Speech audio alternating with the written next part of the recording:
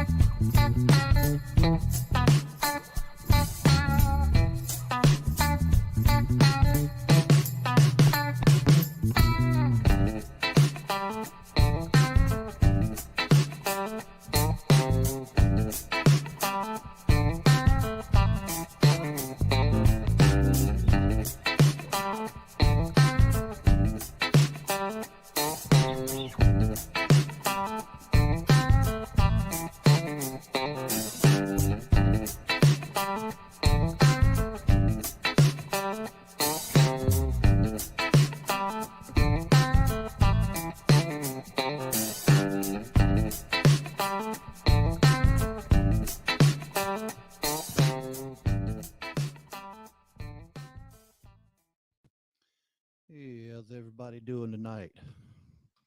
I'm trying to get everything set up here in the background. Bob running a couple of minutes late. I'm trying to run everything in the back on my own. But until Bob gets here, we got about 1 to 2 minutes, and we got a guest going to come in for just a second. And might be a good little surprise for y'all. Hey, buddy, how you doing? Well, hey, Lee. Hey, Lee, how are you doing? Oh, pretty good. You having a good evening? Oh, yeah, we're just down here in Mississippi on the bee farm. Oh, that sounds like fun. And glad you guys could accommodate me this evening for a few minutes. And you know, I'm excited. You guys getting all set up for the winter with your bees? Yeah, we trying to. We ain't got too bad of temperatures down here, but you know that on the south end. Now, some of them up north, they having some problems up there. How you doing on yours? Yeah, it seems like we're doing pretty good. I've got a little bit of a lag here in Mississippi from my seems like it's I'm speaking and it's taking me a little bit of time to react on the microphone tonight, but I'm glad you guys let me join you for a few minutes waiting on Bob. And you should be here shortly, from what I understand. Yeah, he ought to be coming in any second. He just texted. Looks like you got a pretty good group in here tonight. Yeah, we starting out with 25. It ain't too bad. See who all we got in here. See, we got That's not too bad at all. So to be honest with you, I haven't been able to catch your string, but this is my first time. I'm glad y'all reached out to me. Yeah, we still small, starting out. We trying to build slowly. I got phones. Well, maybe if Morgan Freeman tells you to smash that like button, that people will hit that like button. And Bob said he's going to send me some of his new swarm lure, so I'll be interested to try that out in the spring. Yeah, it'd be something good for you to try, especially in your area, Mississippi. You got well, we said it's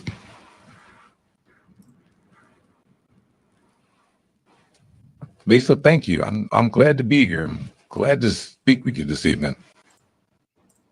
And Wildwood's Honeybee Farms, where's he located at? He's in South Alabama. I believe it's Southeast Alabama. Okay. Hey, Mike, it's good to be here. And what part of Minnesota are you in? believe he's up around. I believe he said This is Lake. pretty interesting. Coon Lake. I wonder where that's located. Is that near St. Paul, that area? I'm not sure exactly where he's at up there.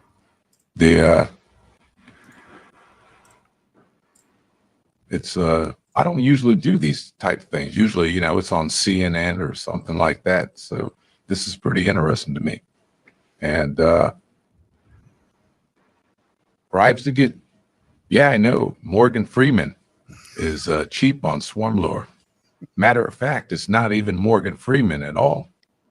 It's Bob Walker doing a good Morgan Freeman impersonation, but I have to cover my mouth, otherwise you'll see the delay. So this is a cool little thing that I found on the internet, on the interwebs. Try to click that button out. That way we can see the mouth through right. And I can still sound like Morgan Freeman. I have Gareth is like, I knew it. Let me see. Let's see who else. I don't know if it works with the other person that I have on here. Oh wait, I got a fighter. You knew. Hey, your voice went out. Generous. Now I can hear you. Did it? It'll come back in a second. I swapped to Ellen DeGeneres for the stream, so now everybody can start dancing in the eye. Let me turn this thing off and. Anyway, can you hear me now? As myself? Yeah, your lips are actually moving to the words now. They're moving. I'm moving to my own words. I don't look like a bad kung fu movie. I was about to say, it look like an old kung fu Chinese, Japanese movie. It is pretty cool. It's a pretty cool thing. Might have to change your name back now. Oh yeah, I got to change it. I'm not Morgan Freeman anymore. Hold on. Edit name. Bob.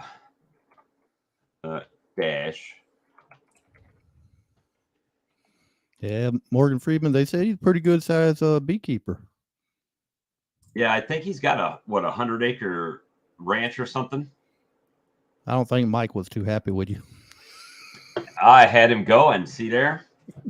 Had him going. That was a real cheap bribe to get him in, huh? Yeah. Just a swarm lure. It's a little swarm lure. Let me see if I can. Let me change. Oh, wait. Did it? No, it didn't. Let me go to my audio and change my my mic here to. There we go. I'll probably mess up everything. Do it. You sound a lot clearer now. Do I? Yeah. In fact, since we're on your stream tonight, you got to be on that side. Oh, okay. You're in the number one spot. And now I can actually change my audio so I don't have to wear the headset. Let's see. Speaker.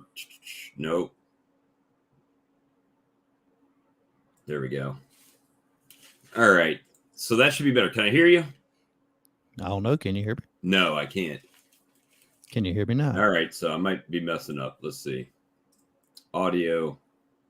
I might have to continue to use my headset. Go to speaker and then should be able to select like default. Now I plan to shave your head.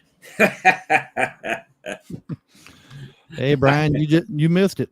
We had Morgan Freeman in here just a minute ago. Hold on. I can pop it back on. Hold on. You have to watch the replay on that one, Brian.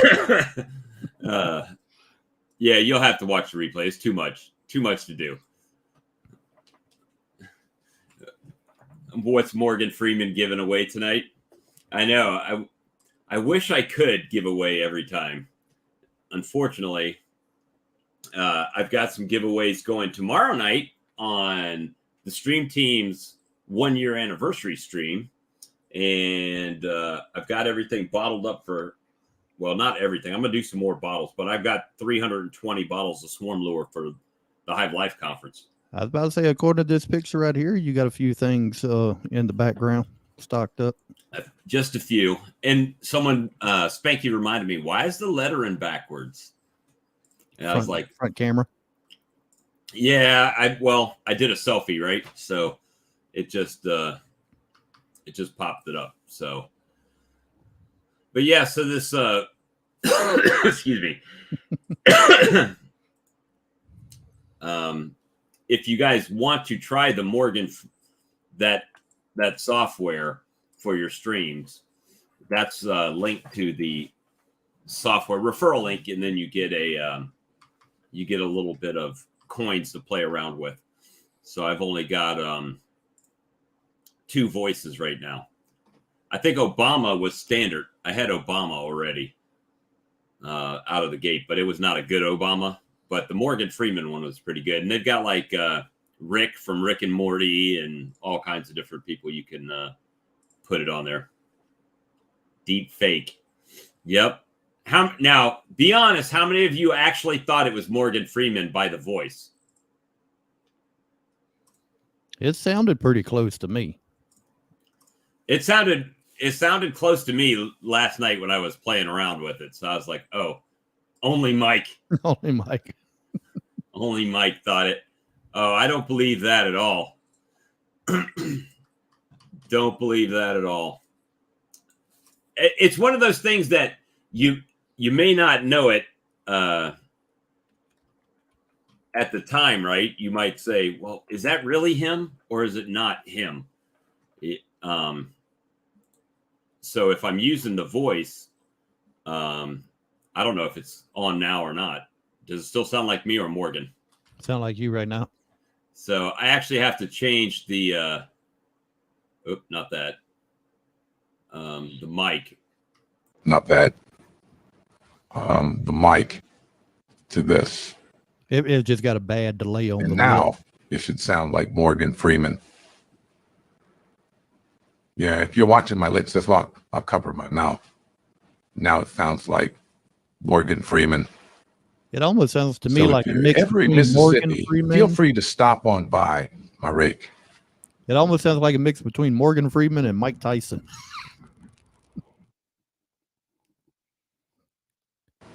That might be my voice there, making it sound like Mike Tyson. Mike Tyson. So it is kind of an interesting thing. Let me see. I'll switch. There we go. We're back to the regular. Morgan with a cold. I do have a cold, so that could be it as well. But it's still off to your ear. Yeah, I mean, for me, it sounded really close. At least doing it when it records, and then it makes like a sound file that you could play. And that sounds exactly like him.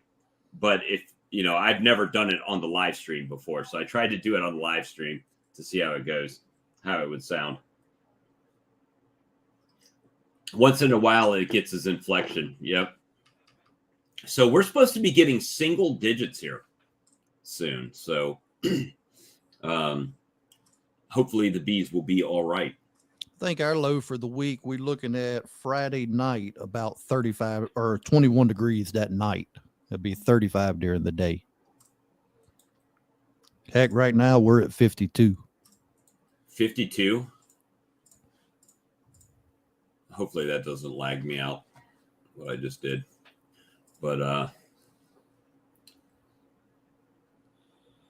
yeah, it's going to be colder here this week coming up, and they're calling for possible snow on Christmas, which hasn't happened ever that I know of here. And going to drop to 40 degrees in 6 hours Thursday night. Yeah, that's kind of what.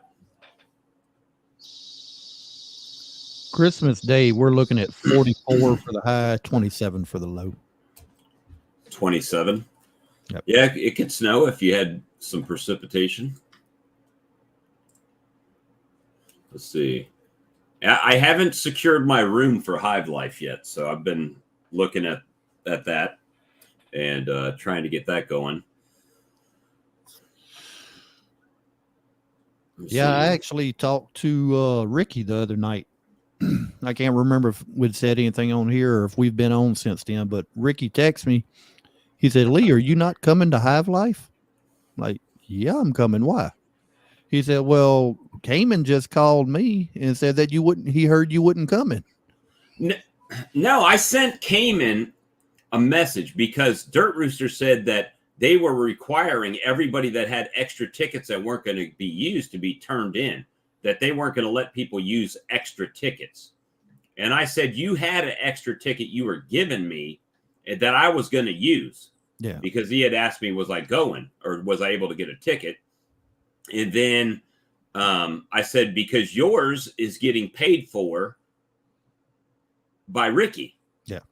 So maybe that's what stimulated that call. Yeah, I don't know. Just something in there got crossed, I guess, because Ricky said, man, my heart was about to fall out of my chest. I think I spent 30 minutes on the phone calming him down. Yeah, so that's the I think we're supposed to be there about 7:00 Thursday morning to start setting up. Thursday morning. So you're going down on Wednesday? Yeah, I'm be there Wednesday afternoon. Well, I'm off Wednesday, Thursday, and Friday. So maybe I should go there early too if I can get the room, squared away. I was about to say, check with Ricky and Cayman on that, because I know like my I guess name tag, badge, whatever you want to call it, it's got vendor on it, and that's what they're letting in early. That's even Friday, like the day of the event. The vendors, we can bypass the line to go in early to make sure everything's set up and ready before the doors open. Maybe if Ricky says, "Oh, he's with me," maybe they'll let us in. I don't know. We'll take a picture, Photoshop, and put your new tag in there with vendor on it. Or I'll just go down and get a. Yeah, I'm gonna have to check with Ricky too. The booth or the spot that he's got laid out, he said he has a 4 foot by 4 foot section left. Everything else is packed full in that area. So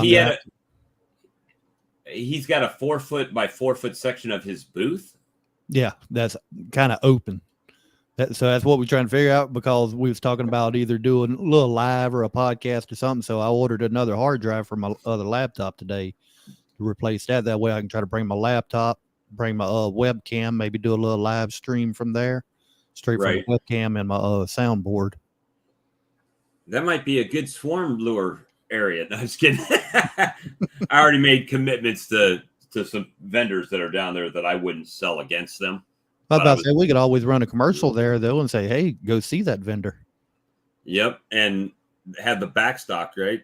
That's what I'm bringing, is just backstock for them. If they sell out, then I've got extra, so we won't sell out, or get as close as we can to selling out. That'll be interesting. But I'm excited. I'm as we get closer, the more excited I'm getting about it.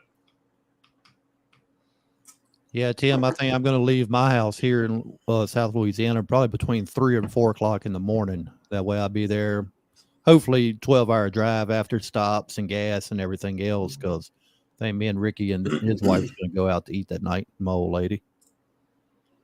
Well, that'll be interesting. If I get there early, maybe I'll just hang out with you guys and see what's going on. Can you forge a ticket for me? I think those tickets are running, what, Bob, about $375 for those tickets? For the black market tickets? Yeah, the scalper rates. The scalper rates with its own QR code and everything that's hacked into the system. And, so it is getting exciting for me. We've got 16 days left to the meet and greet, 17 days to the actual conference. Right. I don't know why my thing over here is messing up. Is my sound and all messing up with you guys? That sounds good on my end. For some reason, my YouTube stream kind of sat back and relaxed.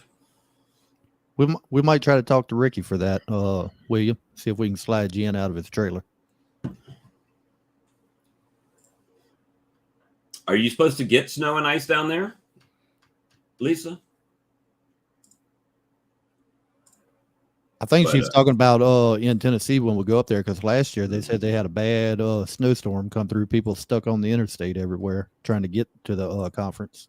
right. Give you first dibs on all the gear before it sells out. Yeah, she's saying not there at home.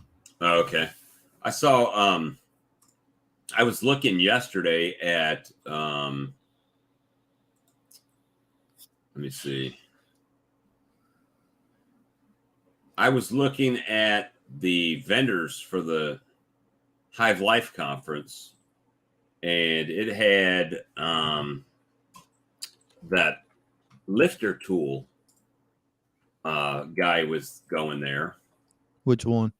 The very expensive one. Oh, the Ian Stepler priced one. Yeah, but there was a guy that was coming, and I'm trying to remember who it was that I was looking at. But they had a it was several $1,000s for the one that's like a forklift or a hand truck. You know, the one that Charlie's looking at. Sean's saying last year it's supposed to be an 8-hour trip with that everybody stuck on the interstate. It was 14.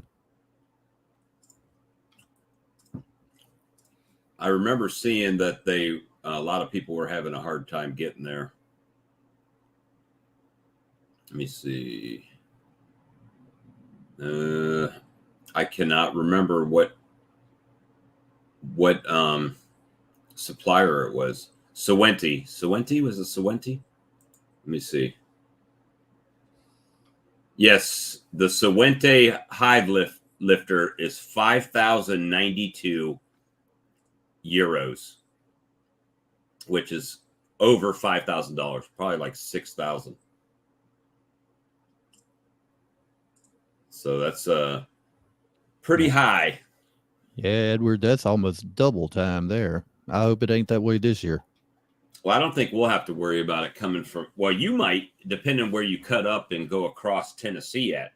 I should be coming across 12.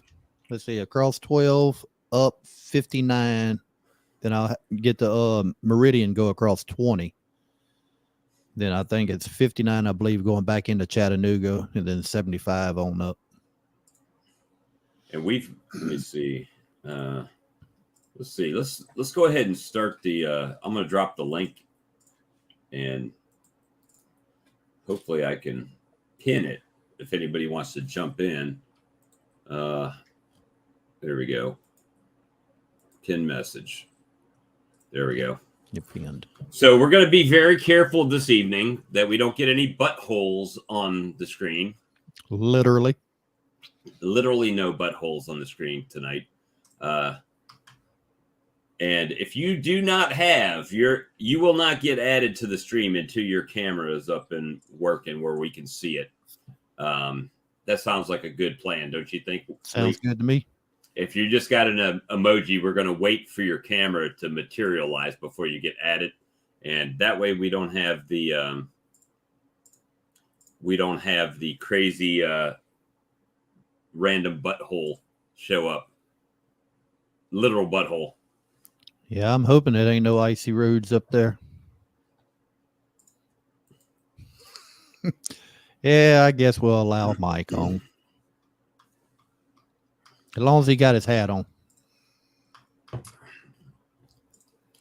Mike's not coming though. Oh, Mike's coming in the stream, but he's not coming to Hive Life. No, I don't believe he's coming to Hive Life.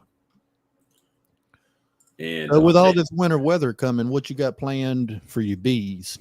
You trying to do any insulation or wind blocks or? No. I guess I'm going to have to go with the Survivor Stock series now because I already went down the road, right, with feeding them late and all that stuff that everybody was like, you can't do that. Now it'll be a real test of if I can't or can do that with the weather dropping the way it is, you know, and we'll just have to see at this point. Mike's got a request. Yes, sir, you do. Well, really, if we can't see it, out of sight, out of mind, but I don't want to see any buttholes on the screen. Hey, Bobby. Good to see you. But we're just chilling tonight, you know.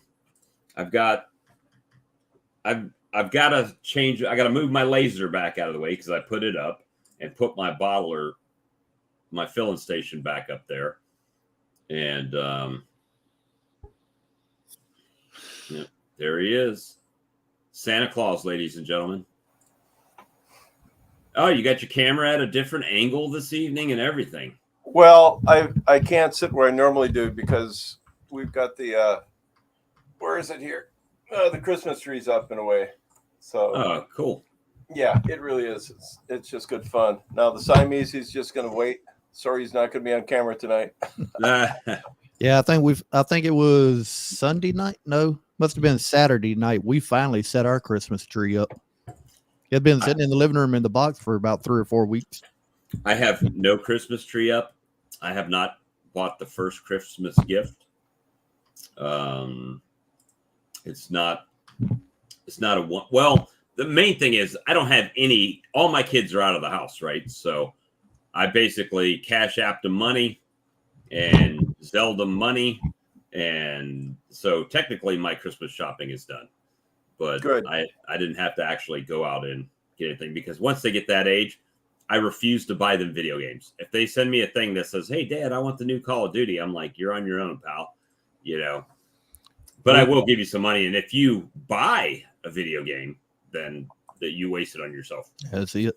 Our kids for the last several years, I mean, that's what they want is cash. I mean, it's easier for them to go do stuff, so we just give them money every year. I mean, we only got one left at home. That's what I was pulling up here. We got a trophy. Got his Heisman. That's about what it looks like.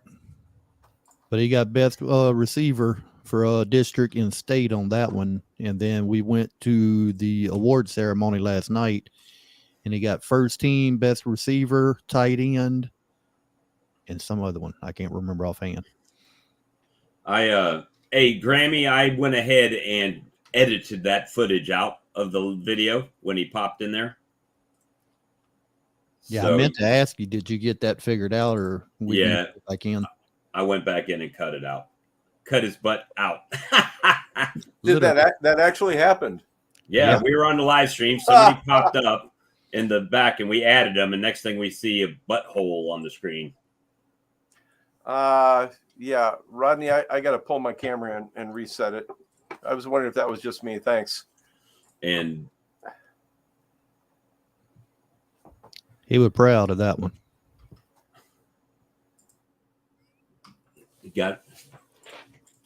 Let me see. Mike looked like he took part of some horror movie with that camera. But yeah, so it's been kind of crazy. I don't think, hopefully when we get a few more people in here, I do have a continuing topic that I want to, hey, there's Rich. I do have a continuing topic that I want to go over that we've been talking about with Queens. Rich, what's up? What's up, Rich? How you doing tonight? Como esta, no life beekeepers?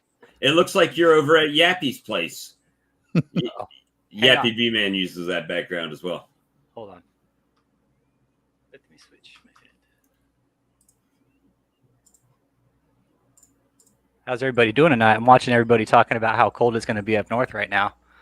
Yeah, it's supposed to get cold here too, and Yeah, man. Jeez. it's 38 and raining right now here. I mean, we got a little rain at work today, but it wasn't much, but it was still cold and windy. And one of our welders come by my crane at the end of the day, and I had my heater turned on high, nice and warm. He's like, "Man, can I move the boom for you one time?" And I thought about it. I said, "Heck, get in there, play around." I was watching Get out that videos. cold. I was watching some videos the other day of the iron workers and stuff, and watching the guys work the cranes. Man, I don't know about that, man. Well, he's got heat in the box. That's what he wanted to come in for, probably. Oh, nice. Yeah. So, hey, can I come in your box? Yeah, Can I come stand next to you, Lee? warm up. And so, yeah, man. Hey, I didn't mean to call you while you're live. I was driving down the road. I didn't realize you were live today. Yeah, I so. meant to call you back too. What's on the topic tonight, man? Well, it's winter. We don't really have many beekeeping topics to go over. Yep. So we're just kind of chilling, and Morgan Freeman joined us for a minute at the beginning. Oh, really? And well, me as Morgan Freeman with the voice AI that caught Mike slipping. Did you honestly for a second think that, wait a minute, is this really Morgan on here? Yeah, I did because I know his involvement with some bees, and my partner Casey Dame, the movie guy, had actually worked with him, and so I just kind of assumed that this was he's a really nice guy. Oh yeah, Morgan is. Yeah, he really is. Him and John Travolta are two of the nicest guys that he's ever worked with, and it made sense. And now I'm going to shave your head with a weed whacker. Oh, man. I was trying to keep a straight face for as long as I You could. did a good job there, Lee, man. I kind of cracked me up. That really was. That was just absolutely bloody fantastic. How much Yeah. land did Morgan Freeman end up buying for his whole beekeeping operation? Did he buy like? I think it's like 100 acres or something. Yeah, it was a grip of land, wasn't Something it? like that. He bought like a good piece of land just for his beekeeping thing. Yeah, it's a little bit of a kind of a saturated sideways scam because it was said he was going to open up a bee sanctuary, Sideways scam. And I'm like, I love it. Spill it, Mike. Oh man, it was just crazy. But no, Lisa's right. You never know who's going to show up. So Yeah. it was wonderful. But yeah, I see Russell Koopman's on there. He was explaining to me, and something I completely forgot, when we're supposed to get like, roughly a half foot of powder, and then the wind is coming hard, and he's right on the edge of the prairie, and he gets all that dirt from the fields blowing up with the snow. Hey, Tex. So, yeah. Texas here. Yeah, wonderful. I've been getting a lot of Blaine's videos in my feed recently, and it's weird because I'll get them, but they won't. It's either like I get a whole bunch of them at one time, Really? or I don't get anything. It's that they just kind of pop in there and start going, So I'm like, okay, well, I'll watch these. It's catching up. Did you see the video he did the other day when he got his Instavape? Yeah. Oh yeah, he's dancing around, and I can't blame him. So it's yeah. According to this, Morgan Freeman bought 124 acres. 124. Okay. Yeah. And it is in Mississippi, but I'm not showing exactly where. tax break, baby. Yeah. He'll write it off. Yep. At the end of the day, he'll write it off the land. See, now one day we'll have Morgan Freeman actually on here, and you guys will be like, "No, that's just Bob with the voice thing." Again. One day we'll be big enough to contact Morgan Freeman and him say, "Yeah, I would love to come on the stream." You should contact Morgan Freeman as Morgan Freeman. Contact him. Oh my God. Okay, that would be good. Contact him as Morgan Freeman. Tell you to buy some bees. Oh man. Have it live and be like, "Hey, Morgan, this is Morgan." How are you doing today, Morgan? But that thing's pretty amazing because it's got like Brian. Yeah, it's got like Bryan Cranston. It's got Joe Biden, Barack Obama. It's got like Trump. It's got everybody. I mean, a lot of different people on there, and it will straight change your voice. I mean, it's pretty incredible. That's too funny, dude. It's called what I said. It's called Voice.ai. And matter of fact, let me drop the link again. Oh, Is it a free app, Bob? It is free to use, but they give you like some credits, right? And you can buy more credits, but but you can also, like, I have it up in the background, and it's actually generating me credits just by being up on the screen. Okay, cool. Oop, why didn't it paste? There you go. So if you like that, and if you share the link and people do it, then you actually get more credits as well. So also, it's like a Ponzi scheme.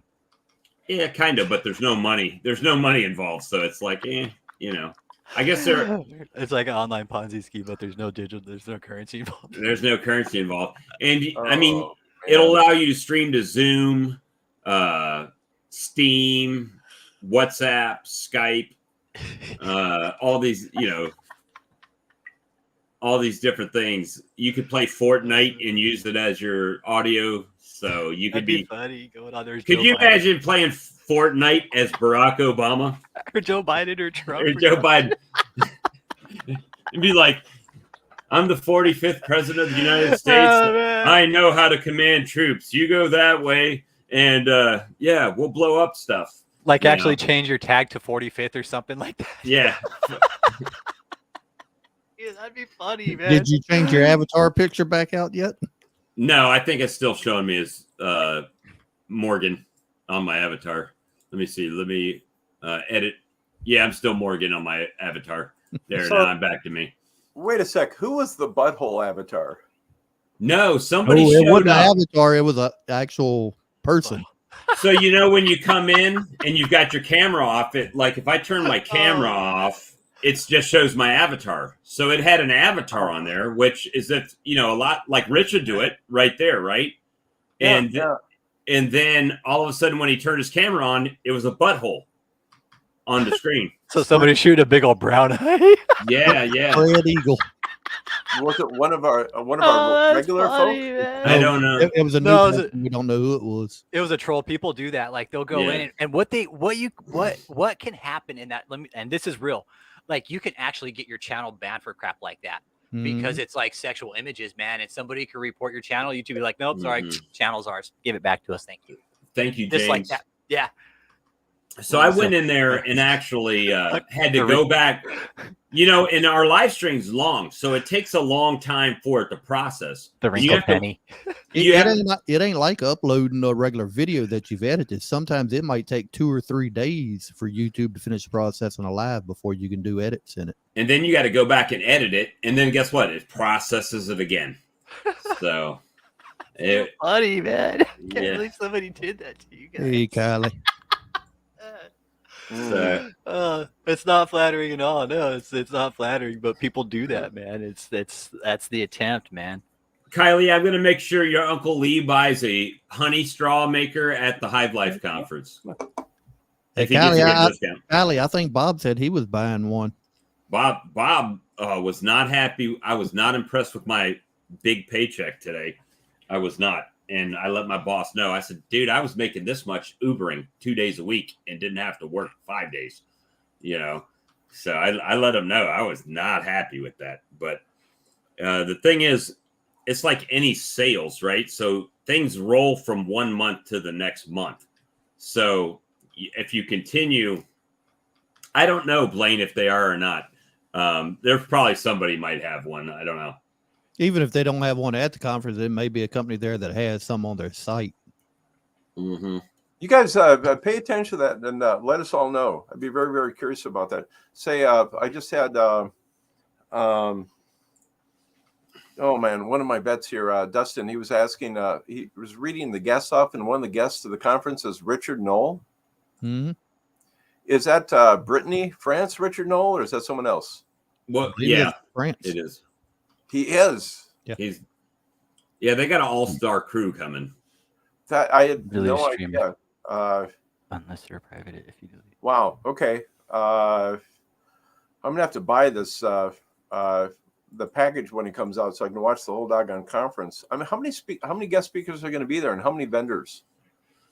Um, I've done lost count. It's got a list of vendors. I'm trying to find where they had the speakers the other day. I've seen it. The last I heard, there was going to be like 60 vendors. Does that sound roughly right? yeah, I know it's a lot.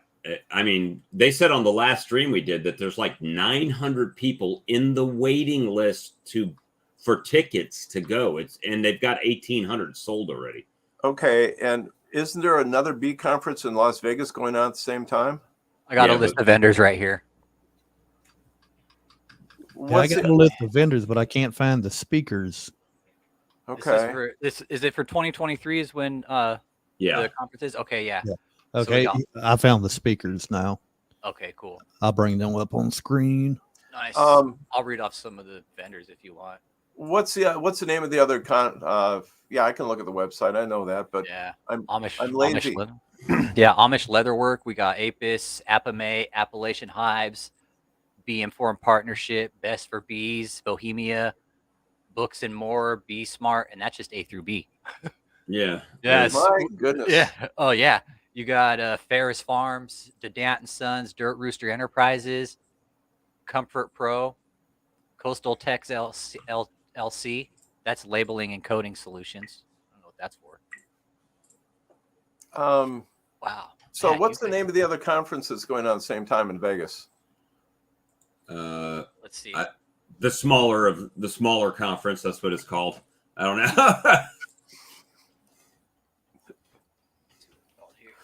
Oh it's man, the ABF conference, the American ABF. American Beekeeping Federation. Okay. Okay. Jamie Ellis is going to be there. Dr. Judy Wu Smart from University of Nebraska, and then Dr. David Tarpey. Also, he's from North Carolina State. And that's in Vegas. Yes, sir. That's correct. Yep. Okay. Yeah. January. Well, that was January 5th last year. They keep doing the conference in Kentucky at the same thing. They're going to put those people out of business. But the ABFB conference for one person, if you're a member, is $300. Wow. $295. If you're a non-member, it's $355. And I'm sorry, how much is Hive Life? 180. I think it's 180 with meals. I didn't do meals on this ticket Oh, I because thought it was closer to 500 for some reason. I figured we would just go out and eat somewhere. So it's well, don't bring Bob with. It's 155 if you don't do meals. So That's not bad for 3 days. 180 and with meals. That's just they are going to put the Vegas thing out of business there. But Bob, I heard you're still haven't got a room or something like that. No, I haven't. I didn't know until a week and a half, 2 weeks ago. Thank you, Rockbridge. Well, I was going to offer to lend you one of my tents. Hey, don't think I didn't think about finding a friend with an RV and just pulling an RV up in the parking lot. Be like Cousin Eddie.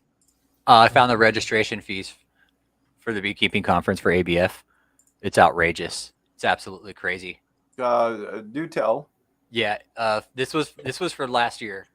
So 12.9 or no, this is for this year. I'm sorry, 12.19.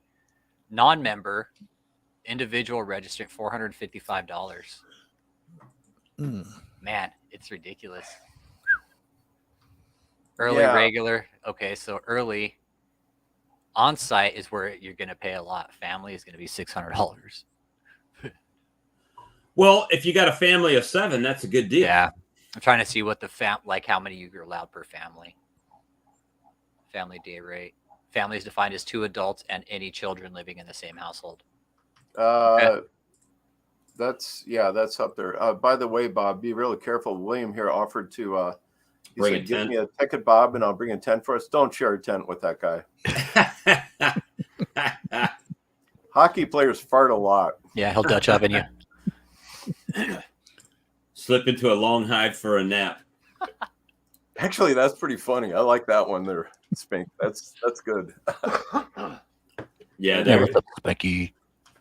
It is pretty expensive, but so see, here's the thing that I'm wrestling with. You know how my mind thinks about economics and money, and they've got Cayman talks about, well, you could save more than your tickets by making purchases at the conference, which makes sense. I mean, you can, but then if you save, let's say it costs $180, $200 and you save $200, then you haven't really saved anything on the equipment. So you really got to, you got to buy more. Yeah, you got to figure out fuel going back and forth. God bless Russell. He's offered to buy some of that Premier Foundation for me. I really appreciate him doing that. But I also told him that if you want to bring more, I'd find a trailer for him. Well, I had a interesting email from Peerco. Have you ever used Peerco products? I bought Troy the Peerco grafting tool. That's what he's going to use this up here. Russell. So I'm pretty excited about having him do that. And they sent me a dealer price list, but what I'm worried about is having to buy pallets of the stuff at a time, right? Then I've just got a bunch of beekeeping supplies.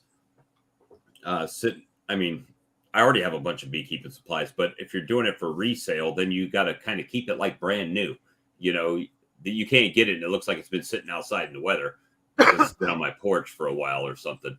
So I don't know. We'll see what happens. If I sell enough swarm lure up there, or my vendors do, then maybe some good things can happen with the website and get that put up. I did send a email to Texas Bee Supply today again, but this directly to the owner. Oh, thank you, Flower. What'd they say, Bob? Blake hasn't gotten back to me yet, the owner. So Okay. Is it Blake that owns Texas Bee Supply? yes. Oh, he does own it. Okay. Mm-hmm. So Stan Gore was nice enough to share his email with me because he's got a product in there, his sugar bricks. Yeah. That he makes. So we'll see. We'll see what happens. We're hopeful. We never know what's going to happen, Yeah. The more you buy, the more you save. See, I'm just the opposite. I think I save more if I don't buy anything because I've saved 100%. That's too logical, Bob. I do get caught sometimes. I do, like on a video card. Oh, that video card's $100 off. Yeah, but I'm still spending $600. So it's like, if you're lucky. Yeah, if you're lucky on a video card. That's Yeah, I'm not going to get out of there without any purchases for sure. I was telling you the other day, I had something in mind that I thought was going to be there and I was thinking about buying, but I still don't remember what the heck it was. See, I'm not even looking at I'm not looking at the vendors too much. I'm trying not to shop before I get there because then I'll have in my mind I need to get 50 of these, 20 of those, I'm just going to go there, and if I find something I want that I have to have, then I'll get it. And I'm sure I'm going to pick up a couple things, but my main thing is I'm just wanting to go enjoy everybody. Yeah, even if I walk out there with nothing in my hand, right? Just go for the fun, man. Yep. Go socialize. All right, we got the rule, man. You got to have the camera on. I don't want no buttholes popping back up. No buttholes. I'll be right back on. I'm dealing with my dog right now. All right. If you guys wouldn't mind, I got a general question for all you guys, and also everybody in the wonderful audience. If you're going to buy one thing in particular, what would you pick up? I think I'm going to try to buy a bunch of queen cages and stuff like that. They're probably nothing big. I mean, I could load down the truck with like bee boxes or something like that if I get a good talking deal. About like California queen cage or? Thank you. Somewhere here. Or boxes. Easy. Boxes would be good. What I really want, I want to try them, but I don't want to buy them. So, I saw that too, Tex. I want to get the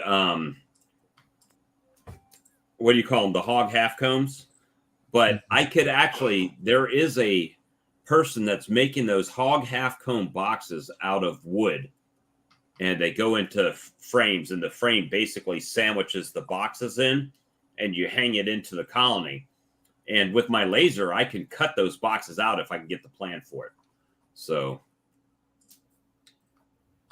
MJ, that's what I was thinking too. In fact, I might send cash with Russell down there to get that battery one. Russell, with the battery powered vaporizer. That's the direction I'm looking at. It's the guy that wants me to have a yard over here. It's 30 minutes away, and I don't really think there's much of plugins. And honestly, if I was going to go out and buy the generator and all that other stuff, plus I will turn around and sell, my old one, Russell wax dip boxes. Yeah, I get that. No, I wouldn't sell my old one. I would keep it in case something happens with my other one, and then you always have that. Oh, you got a really grand point there. Absolutely. Then I'm not stuck in having to go buy one at whatever price they are at the time. Yeah, nice to have a backup. So because it's already paid for itself, right? At least in my mind. A Sawmill Charlie T-shirt, all that kind of stuff. My thing right now, because I can have all the woodware made at the mill. My big thing is frames and foundation right now. That's what I'm really hurting for. And well, the thing is that I saw Cayman made a post on Facebook that the Premier Foundation had a cutoff time for pre-orders. So I don't know if they've only got a certain amount they're bringing and it's all pre-order, or if they're bringing some that was pre-ordered and they're also bringing stuff for selling while they're there. Did he ever say if he met that minimum order for the pre-order? You talking about for the patties? Yeah. Cayman didn't say, but Apis Biologics did say that they did meet that that order, because he told me he had to send the stuff to the company to make the patties. So yeah, I'm right there with you, Hale. I'm there, and Daisy, that's a really grand point. But we got batteries coming out of our yin yang, so we're doing okay there. But you know, something I've been really wondering about, the Be Smart lids, the insulated lids. Bohemia Bee swears by them. I mean, he uses the lids and the bottom boards. I'm right there, and all of my lids are insulated. And I was just wondering, does anybody know what the R factor is on the Be Smart one? I can't remember. I can go to the Be Smart page. I apologize. I'm just gonna. Lee's usually the librarians here, but he's over there. Be Smart products inner insulated. So Ultimate Hive cover. Man, those things are whew.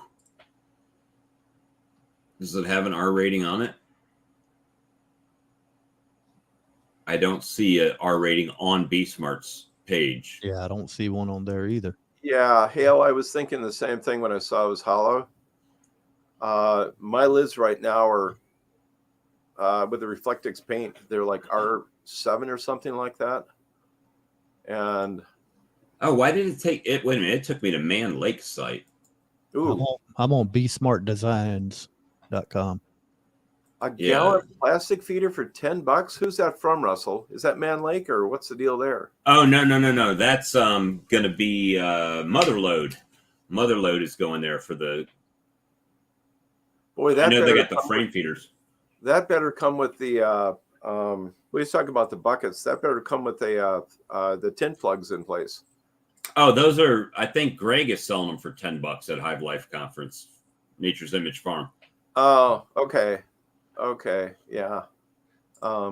So we've got a local vendor here that has got buckets, and they're white, but they're kind of translucent, so you can look at them from a distance and see exactly how much is in there. And I really, really doggone like that. In fact, I've got to find out. I've got some of them right behind me here, but I like that instead of like the solid white. I mean, I can look in there and see, the shadow. And what's in there. So let me see. Pre-drilled plugs. Well, yeah. Hey, Greg and I have talked about that, Lisa. And the thing about the pre-drilled holes is that, we want to swap them out according to what you're going to do. I wonder how many. Lisa, do you know how many plugs he includes with a bucket? If I'm not mistaken, it's just a one. No, I thought he said two. One to plug for the winter time, and then one with the holes in it. So that makes solid in the drill. Yeah. Merry Christmas, Gunline. I'm trying to catch up on the comments there, but yeah, there's going to be a lot of stuff there. Hell. My swarm lure is going to be in 4 different vendors, and that's if Ricky doesn't say, "Hey, put some here," So there's going to be 4. Dirt Rooster's going to have it. Hidden Hollows Honey, Hilco, and Bohemia Bees are all going to have it there. So if I'm lucky, they're all kind of spread out, so you can see it wherever you go. Kicked ass that on marketing that out, man. So really did. I can't remember if I was talking to, whether it was somebody was going there. Maybe it was Russell going there last year. He was looking for the Hilco extractor. And I was just wondering how many people. I wonder how many different extractor brands or manufacturers they're going to have there. Daydant's going to be there. Thorn is going to be there. Hilco is Hilco. going to be there. And I would think that Better Bee's going to be there. So I'm pretty sure that if Better Bee's there, then they're going to have Lyson. Yeah, I've been looking at the License spin creamer. Now Russell's got a better way to do it, not to use them, but I just want to see one. Well, hopefully Brian comes in here from Flower Street. That is something that I could see myself pulling the trigger on at Hive Life with a discount, the creamer attachment for my bottling tank. Oh, you can snap that on, can't you? Yeah, just you take the lid off and put it on top. But the thing is, his is different than mine because he's got the water jacketed one where mine is the coil. So I don't know if they'll both go on to the different. We both have licensed bottling tanks. They're both 18 gallons, but he got the water jacketed 230-volt one, and I have the electric with the coil in it. These things are nice, man. I'm looking at them right now. These licensed extractors. Aren't they? Oh man, they're beautiful. It's the Cadillac of extractors, man. Oh, that's right. Flower is looking at extractors. Yeah, because I think we went back and forth, and I said, you know something? I want to buy American, but I just can't beat the engineering behind my license. Hey, can I share screen here, Bob? Yeah, sure. Hey, Ed, don't buy it, bro. Don't buy it. Do not buy that. Oh, the better come? Well, in Alabama, the summer heat melts it. It stretches. It's going to deform. Yeah. Unless you put it in, at the very beginning of spring when it's still halfway cool, but they bring in a little nectar in and start filling it up, it's going to want to bow down. Yeah, I've heard some of that feedback on that. And that really honestly made me pretty damn nervous. What happened? Oh, were you guys able to see? Oh, yeah, I didn't know if everybody else could see. My bad. Yeah, I just popped it in a second. Okay, hang on. Sorry, my bad. And then I saw your OBS pop up. Okay, hang on. My bad. My OBS. My StreamYard. There we go. Okay, so only you guys can see it in the chat. That first one's the one I've got. This 30 frame? That's the one I've got, yeah. Yeah, this thing's a beast. Look at this thing, man. Yeah, and I've got the 20 frame. And honestly, the reason I went with that one, the licensed 20 frame, was because I was looking at the Maxent, and it was just heavy enough there. I just couldn't pick it up and move it around really easy myself. So the license was a little lighter. Well, one thing I love about the license extractor is that at least mine has got the built-in cross legs already to reduce the wobble on it. And why the rest of them don't just come standard with that, I just don't know. Well, that I had a different philosophy. My mom's German, right? So I'm familiar with my European side of the family. They like to buy things one time. Right. Period. Why not? Once. Exactly. Yeah. And when they buy products, that's a big factor in when they buy something. So my thing is, if that's the number one seller in Europe, then you're on a good playing field right there. And this is European, right? Isn't this made in Poland? Europe? That's made in Poland. Yeah. Okay. Now look at the price of that one right there. Yeah, $12.84. That's for a 20 frame, and the 30 frame was what, 19? Yeah, 19, the 30 frame was $19.75. Figure tax, shipping, and handling. You're looking at $2,200 probably. And don't get me wrong. Everybody says buy American made. Yeah, we want to most of the time when we can. But if you look at the Polish price right there versus this for a 20 frame, you could just bump it up, pay an extra $400, and go to a 30 frame. You might as well if you're going to pay that kind of money. Why not? Well, if you think about it from the workload but I like what Mike aspect, said. What Mike said, how his 20 frame was good though, because you said the cross legs on it stabilized it when it was slinging the honey out, Mike. By the way, we're going to be putting out a video. We took an old Vino 3-frame tangential, and we cross brace it with rebar at the bottom and reduce the wobble by 90%. So we do have a video coming out showing everybody how to do that. That's pretty nice too. Awfully handy. In fact, I'm actually thinking about reinforcing the license with it. And it was a grand thing to do. Made a huge difference. It was pretty doggone shocking. And Well, Mike? Go ahead. what got me to go a little bit bigger with the license to the 30 frame is, if you think about it, that's a 30% increase in production right there. Oh, from yeah. 20 to 30 frames. I can do 3 boxes at a time as compared, to now keep in mind, I replaced a 4 or 8 frame extractor. I could do 8 mediums or 4 deeps, and then I had to flip over the deeps to spin them out. So, okay, so that's a trick question, Lisa. It depends what you're looking for. Lyson is a brand that's been around forever in Europe. And Hilco is a newer company, but everybody that bought the Hilco that I've talked to likes it.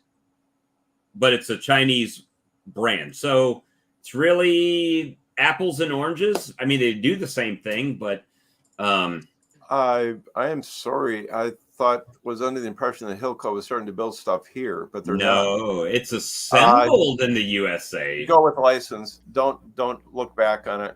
I'd go with license in a second.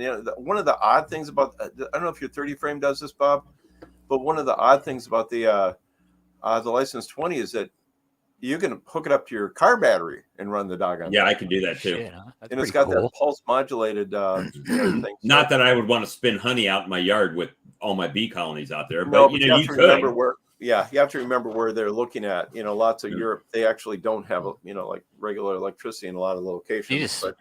What do you do? Just hook up like a marine style battery to it, or do you hook up? You can literally hook it up to your car battery in the car. Yeah, that's what's up, man. Okay. But all right.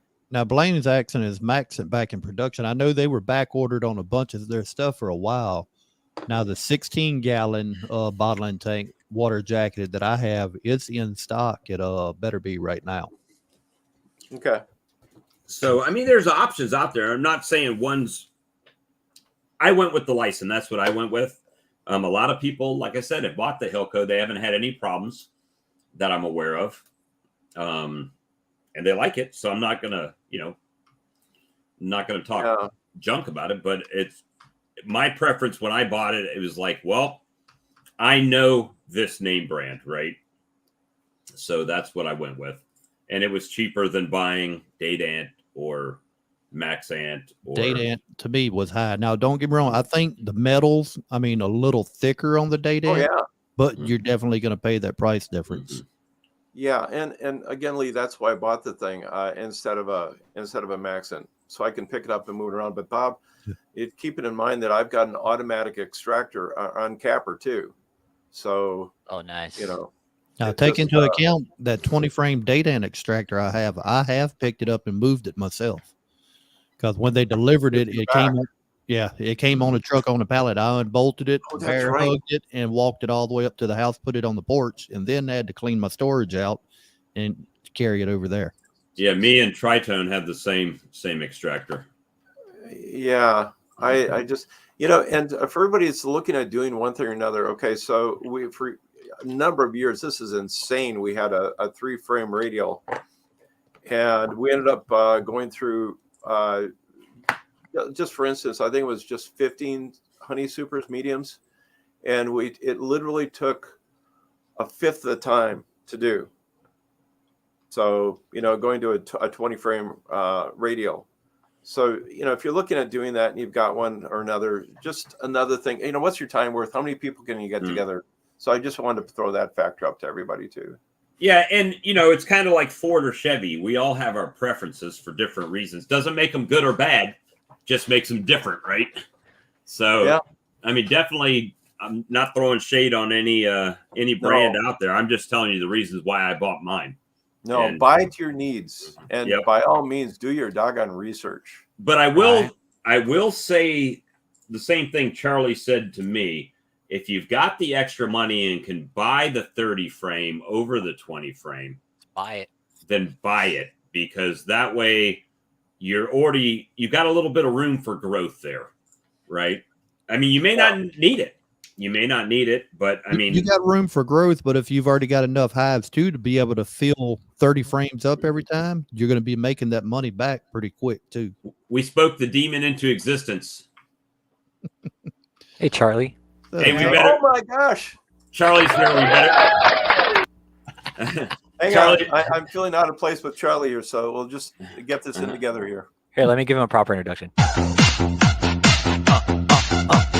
Sawmill Charlie in the house. Now we got a glare on each side of the screen. Hey, that's funny. So, So, Charlie, I asked some people earlier. I've been on the phone with two different beekeeper things going on, and I had seen, what was it? Somebody had something about a Sawmill Charlie T-shirt. Yes, Yeah. I was just going to mention that. I at was the Hive asking, Life what, conference, what are you going to get there? And that was the one response that Sawmill what they Charlie want. T-shirt. I don't have no T-shirt. Well, Charlie on his other bee things, he missed our special guest at the beginning. Dude, you guys are too harsh on these guys was with bald that? heads. You missed Morgan Freeman came in the chat. oh, Oh, really? Yeah, first 5 minutes was like Morgan Freeman. Huh. He's just blowing smoke. He had like a fake voice thing going on. He Hey. fooled me. It pissed me off.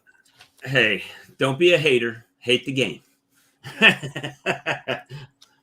But, you know, hey, play it. Can you play it?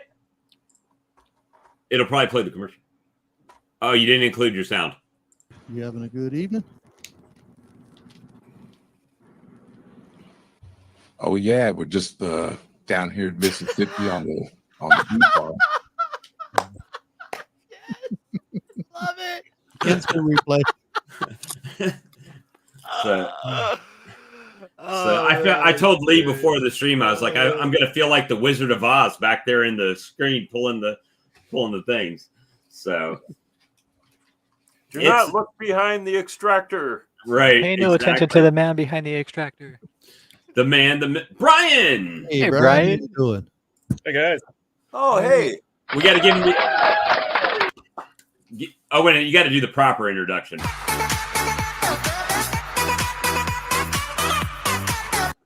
There Flower you go. Street Farms in the house. Thank you very much. Wow. So yeah, we're just having fun, man. How you doing? Great. Enjoying the license conversation. That's one of the reasons I'm going to Hive Life, because I want to take a look at everything. I don't know what I want, but Absolutely. Like really I- touch you it know, and feel it and look at that's it. right. Instead of Like looking at that. a picture in a catalog, you know, Right. I want Like to Brian see. said, that's why he's flying in and driving a 500-foot U-Haul back. No, no, 500 for you. no. He going back with a full load. Fish stories are already starting. Sorry, Oh, Dylan. No, my I'm God. driving back, but not with the U-Haul. So, Charlie, Brian, what's your weather like there? Charlie, you were at about 43 degrees today, I think, if I remember right. But you're supposed to start getting rain in a bit. Well, right now it's 29 degrees. Tomorrow's clear. And then what's tomorrow? Wednesday, Thursday, or I guess Thursday we're supposed to get Thursday. Now it's up to Friday. Friday in the afternoon we're going to get ice and snow. Well, maybe more. I think it's going to be more like ice. And then Saturday and Sunday is going to be like the high will be 27 degrees. So that's Yeah. probably a heat wave up in Minnesota. Yeah, but you guys are this year. Cousin Eric out in Gaithersburg there was saying, no, this is much cooler than normal, and so on and so forth. I don't know about that. I mean, a little bit, the last 2 years, we had a lot of really warm weather. I vaporized my hives in October, November twice, and it was like 48 degrees and a lot of 50-degree days. But didn't we have Now, Sonoma? to me, I've vaporized early this month one time, and it's back to being cold. And I mean, when I was growing up, we had snow on Thanksgiving. Always did. But didn't we have Snowmageddon like the last 2 winters in a row? Like we had those really harsh, cold, wet winters. You know something though. Not here in Maryland. No, Oh, back okay. in You the- guys missed it. Okay. Yeah, Cool. back in the 60s, We we had got it. a lot more snow. Yeah. It's just, Okay. yeah, out in Maryland and Minnesota, a major difference. I remember in the 70s in Iowa, we were trick-or-treating in the snow when I was a kid. Yeah, yeah. So, Couple times. Brian, what's your weather like out there now?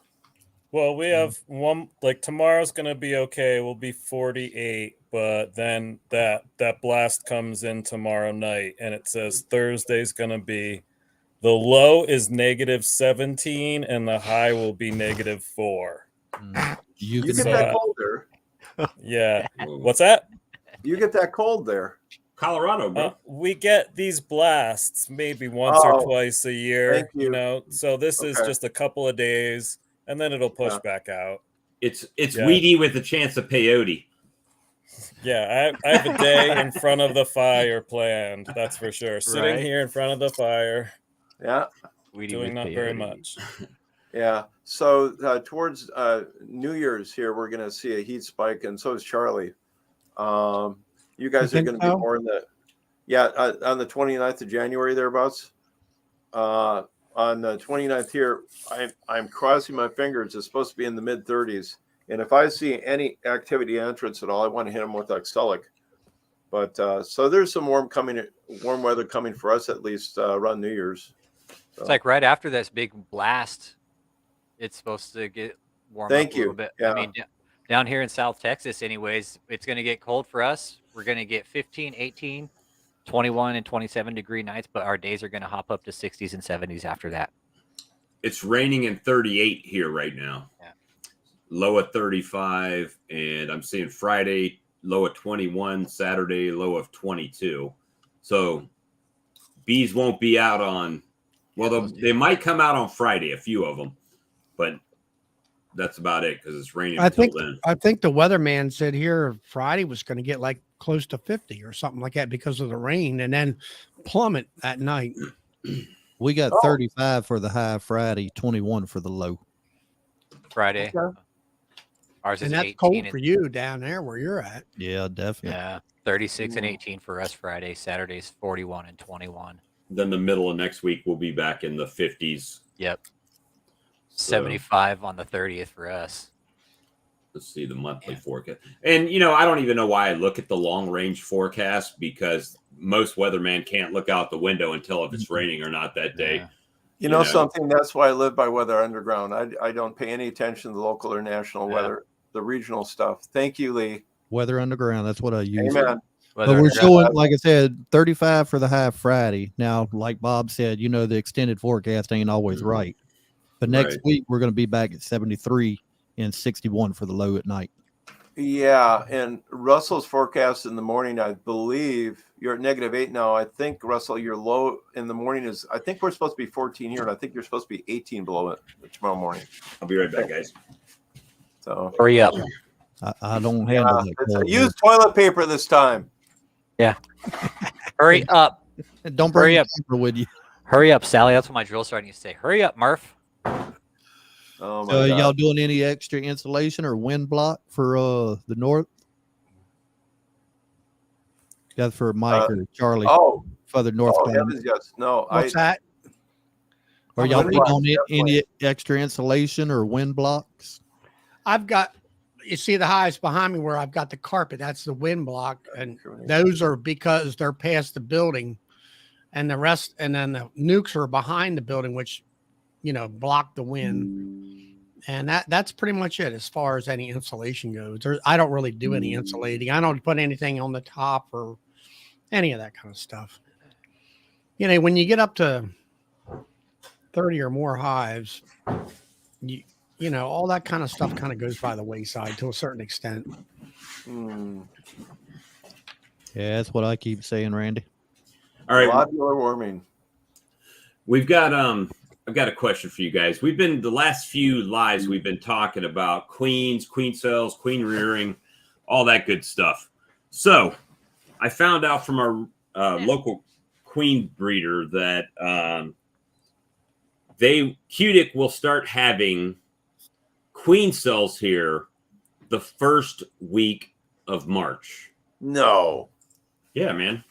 It's New Year's Eve. It's going to be 68 degrees here. So my thing is, we talked about queen rearing, And if you could buy queen cells early, would you just buy the queen cells before you started breeding?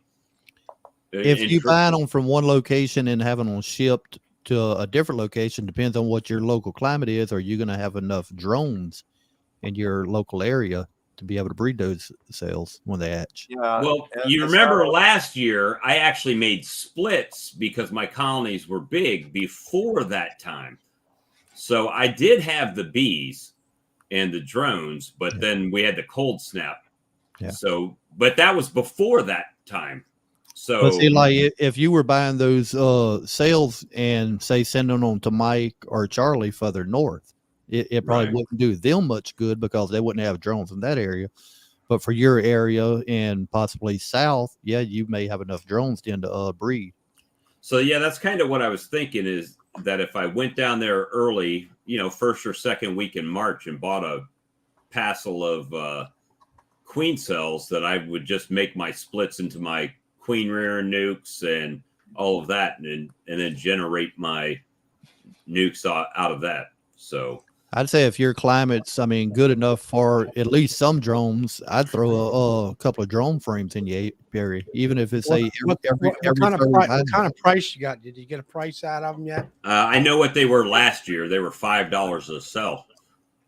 Well, you can't at that price. It's like, you can afford that, right? If you got some duds and whatever. Yeah, but look what happened to you this year when you went really big, really early, and you split really hard.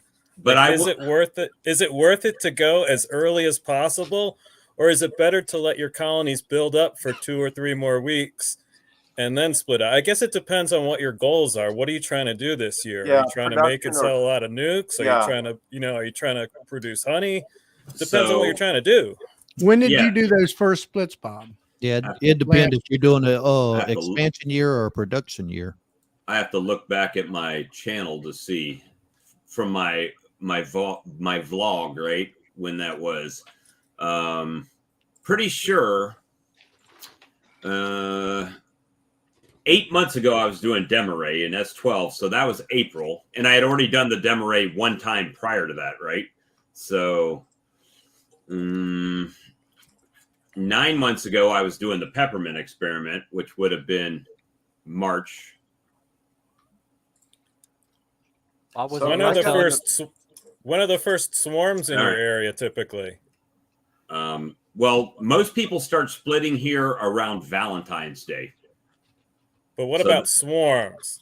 When do you naturally start seeing swarms? I'd say in my area, our highest swarm time would be like middle to the end of March.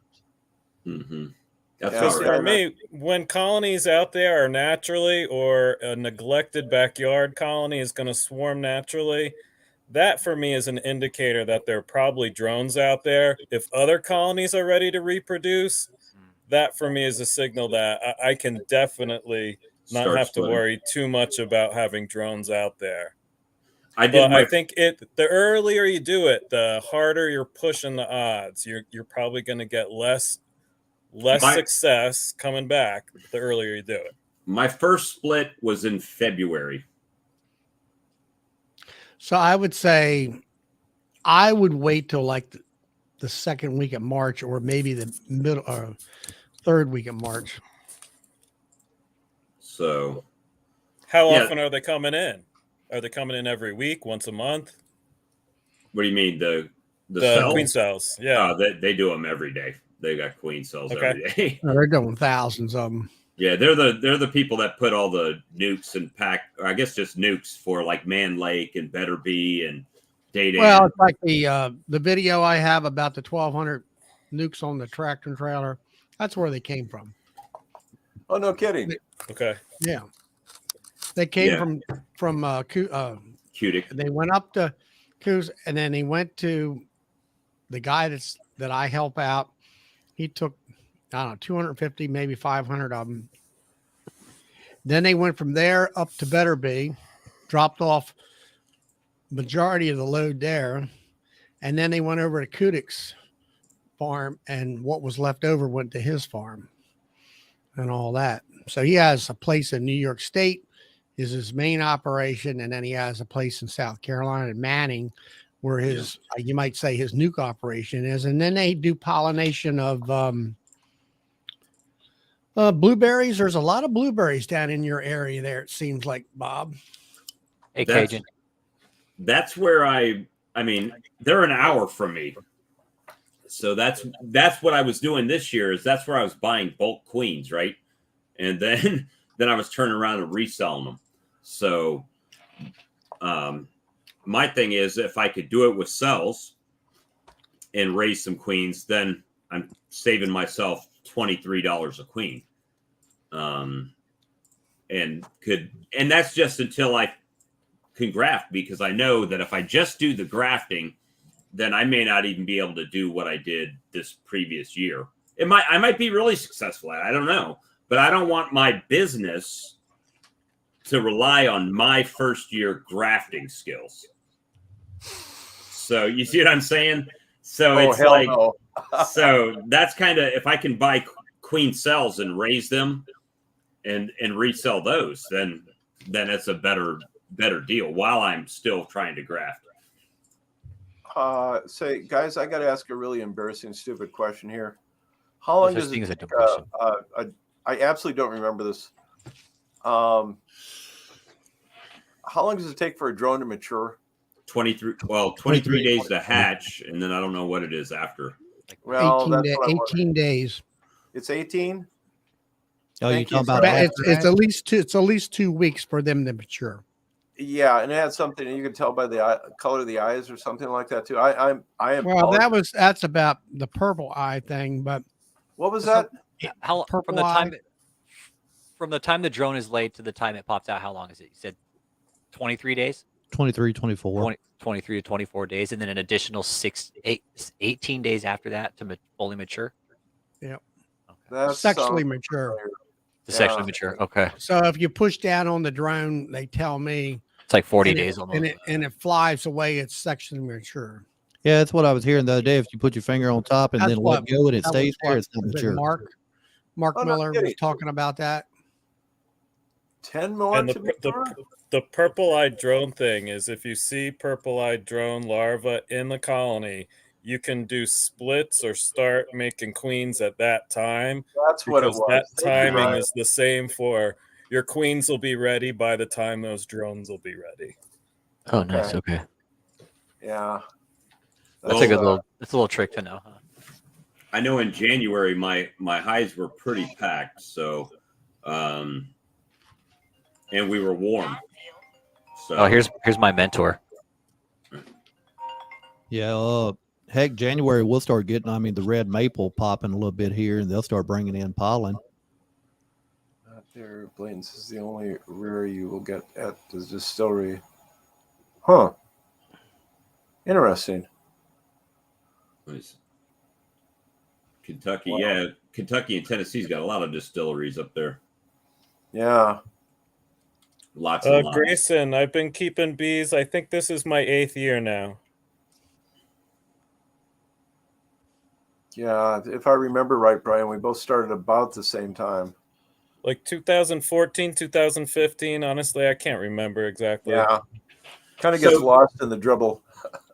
Hey, Brian, I wonder if that Lysin creamer attachment will fit on my bottling tank.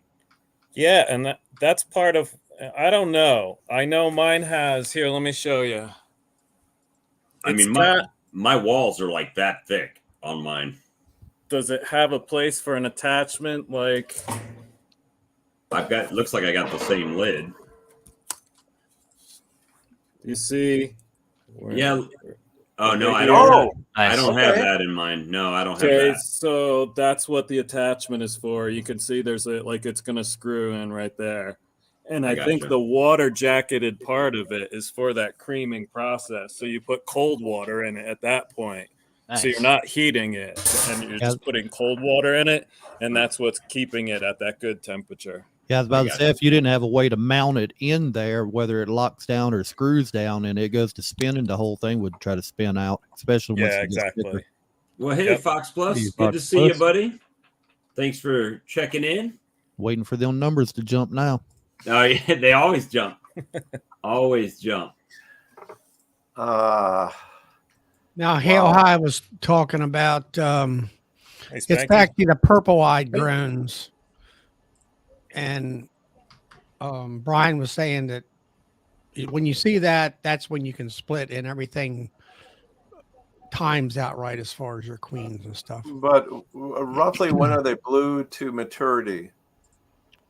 Blue eyes from maturity. I mean, what's the I think time it's like span 2 there? to 3 days from emergence. That's the bounce. I Okay. think so. It's something we should all know, but hey. And the Yo, Spanky in the house. Hi. Spanky. Spanksters, how are you doing tonight? Spanky. Spanky in the house. Oh my gosh. That's, Good to see you, Spanky. Good to see you. I've never found a bottle. Okay, that's funny. I know nothing. DC said, "What? I'm missing something." It's time based on sexual maturity. Yeah, but I do see what you're saying, Brian. If you start seeing swarm cells, means they know that it's time. So yeah. Yep.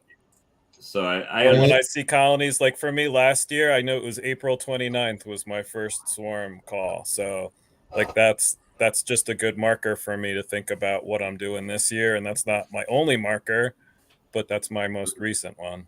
I was about to say, if you start seeing swarm cells in there, you should start seeing some more drone cells, because some of your other hives are going to be doing the same thing. They're going to start with drone cells, swarm cells. That way everything's mating with each other, basically, instead of mating out. And then there's the sideline thing. If you have one hive out of the 50 or whatever that's building them a lot sooner, you don't want that.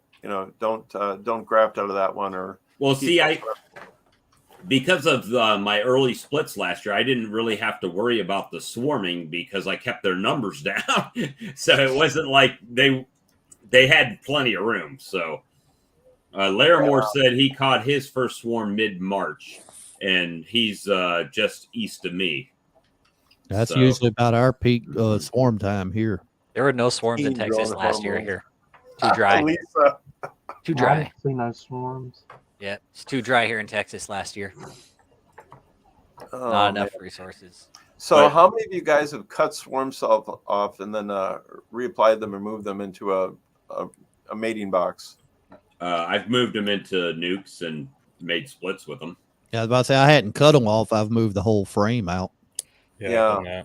Any of you guys know what a rapple I've cut them off of plastic foundation. I mean, everybody says you can't do that or it's hard. You can. It's not hard at all. It's all the time. Nice. We were using, in fact, Jeff Hirschkoff, Mr. Ed was doing the thing where we're both using a Rapala fillet knife, and it works so good to cut. Oh yeah, get you like a little boning knife, a little tiny fillet knife on. Pretty much. Yeah, pretty much. Because the blade bends on them. Yeah, the bit. I mean, he cut those. He cut that one video where he cut the cells right off the wood and left the kind of cut a piece of the wood out off the frame. That's right. He dug into it. Yeah. I'm gonna grab it works. My mentor, he's taking golf tees. I don't know if I told you guys this, but he's taking golf tees and he's dipping them in wax on the tee side of it, and then that's how he's making his queen cells, his queen cell holders. And he's gonna have the bees build the cells right off of the tees. Did y'all see how Tennessee Tim was doing his before? He posted a video earlier this year. Took a piece of wood and he just kind of whittled it to the size he wanted, rounded, and he would like wet it and then dip it in hot wax. And when he pulled it out, it would separate from the wood and it left like a little queen cell, and then would wax that onto a frame. Yep. Yeah, I mean, Fat B Man has had that years ago, and you can take a block of wood and basically take dowel rods and round the ends off, and then, like you say, put them in wax and then dip them about 4 or 5 times to build up the wall thickness. Yep. And then put them in water, and then they'll slide right off. If you want to do it that way. You guys got all the tricks. That, and I mean, if you want a cheap way for them to just start drawing a cell out, Yeah. pull out a frame that you see some fresh eggs on, and the bottom wall, you got your comb, the whole little comb cell, the bottom wall, push that in, and they'll start drawing that out at an angle also. We got 54 people in here and only 33 likes. Y'all should be ashamed of yourself. Oh, We are I totally very forgot. apologetic that more people don't like us. I know. You know, Hey, Mark. I've been living with it my whole life. Oh, that's wonderful. For what it's worth, I've fallen flat more times starting too early than waiting a week or so. Yeah. Patience. Yeah. Absolutely. And a reminder to everybody, I know I mentioned this before, but if you're looking at buying queen cells from somebody, check the weather the month before you're going to get them. If it's raining for like a whole, week or so or whatever, you run away. You lost me with fake Morgan Freeman. Yeah. Isn't that the truth? At least I didn't come in with like Biden, the Biden one. Oh my gosh. Hey, thanks, Fox. Yes, thank you very Nice. much. Little Filipino pesos for the win. Hey, Mike, I got a question for you. You know that colony that you said likes to swarm early? What do you like to do with that colony? Replace it, requeen it down the road. Just get rid of those genetics. And actually, I got that from Bob Binney. Okay. He was just a big fan of, if you have swarm cells, make use of them. They make the best queens, better than anything you can graft. But if you have one that's swarming early, just, if you want to add more space to them, cut the cells out and then requeen them later on. Get rid of that early swarm genetics. But on the other hand, yeah, go ahead. If that hive is getting more sunlight than all the other ones and so on, so you got that factor to come into play too. All right, so what you just said about early swarm genetics. Okay, so isn't that like that's a half empty, half full situation right there, right? No. Because if they're swarming early, means they are strong and robust, means they're building up great. Yes, it does, but then you're screwing up your timeline for the rest of, your general beekeeping care, Yeah, So like it's I was also saying, they generally not going to breed with the same drones out of the colony they're in. They're going to breed with another colony. So if the other colonies ain't producing drones to mate with, they just kind of really good point, Lee. swarming out for no reason, and Yeah. it could just be a swarmy genetic.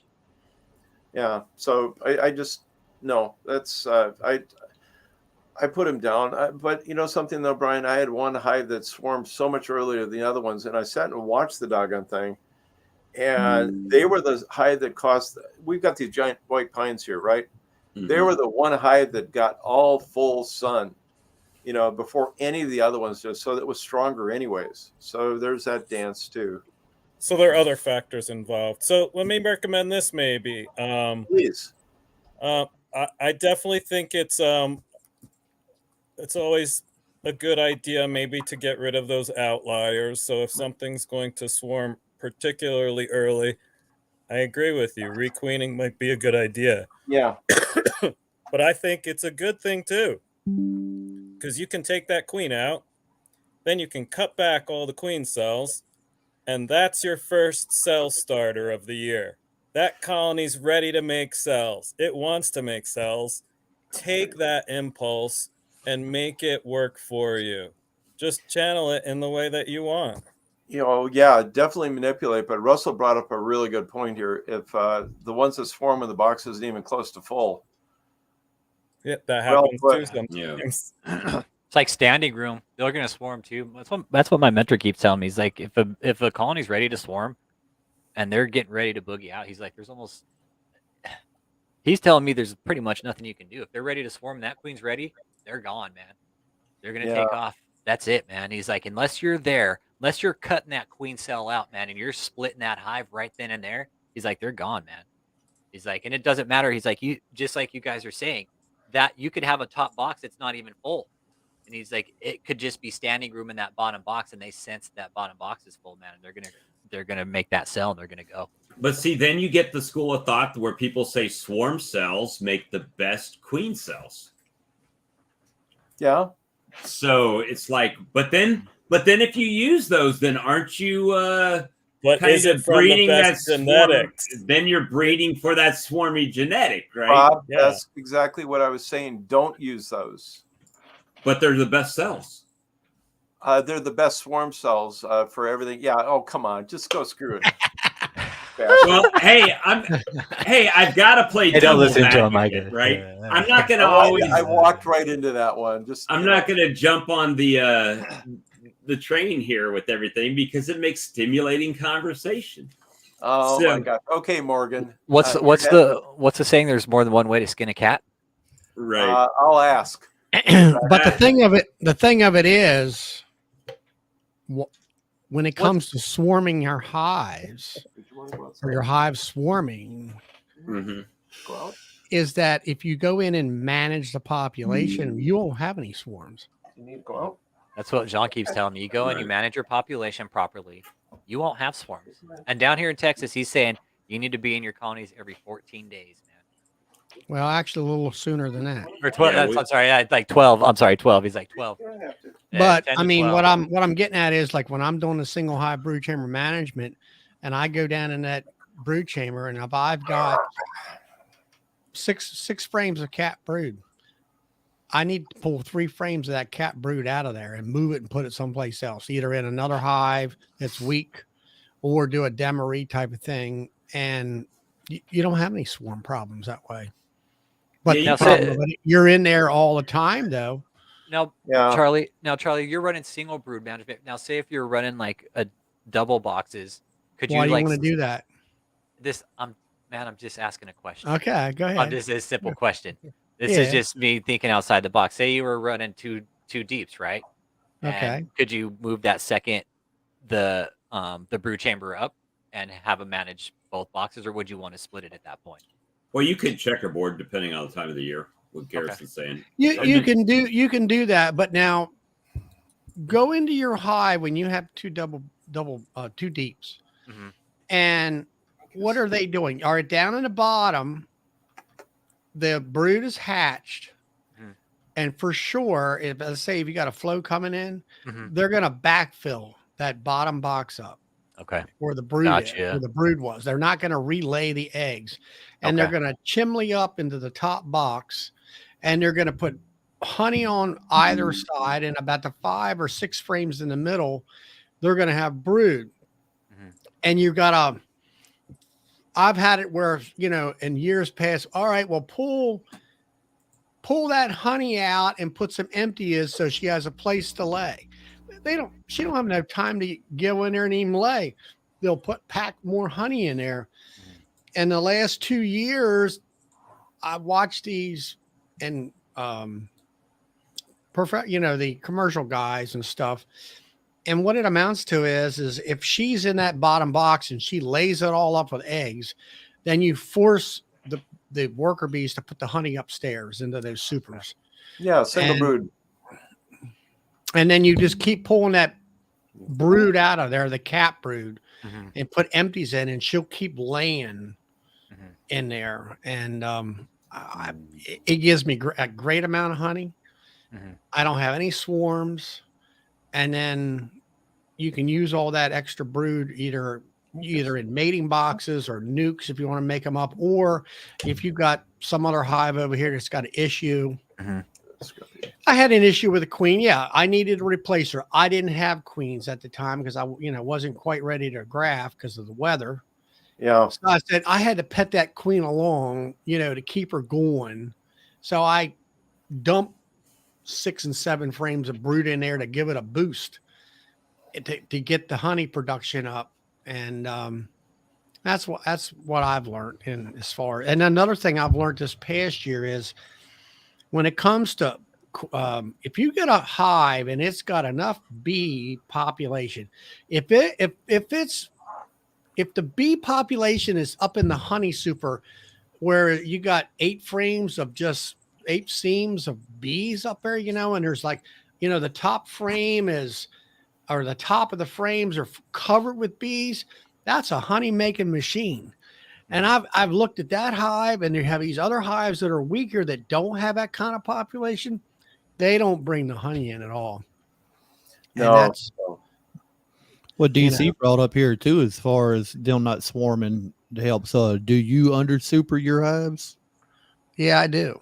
That's I mean, how- I read articles where the science boys say that doesn't matter, but when I have a super that's right on top of the brood chamber, and it ain't capped, but it's full of nectar, I'm pulling that off, put an empty on, put that other one, maybe put 2 empties on, and putting that nectar honey sort, up on top of that one Yeah, until they cap that's it. what I do. And like you were saying, the science boys are going to say it don't really affect or matter.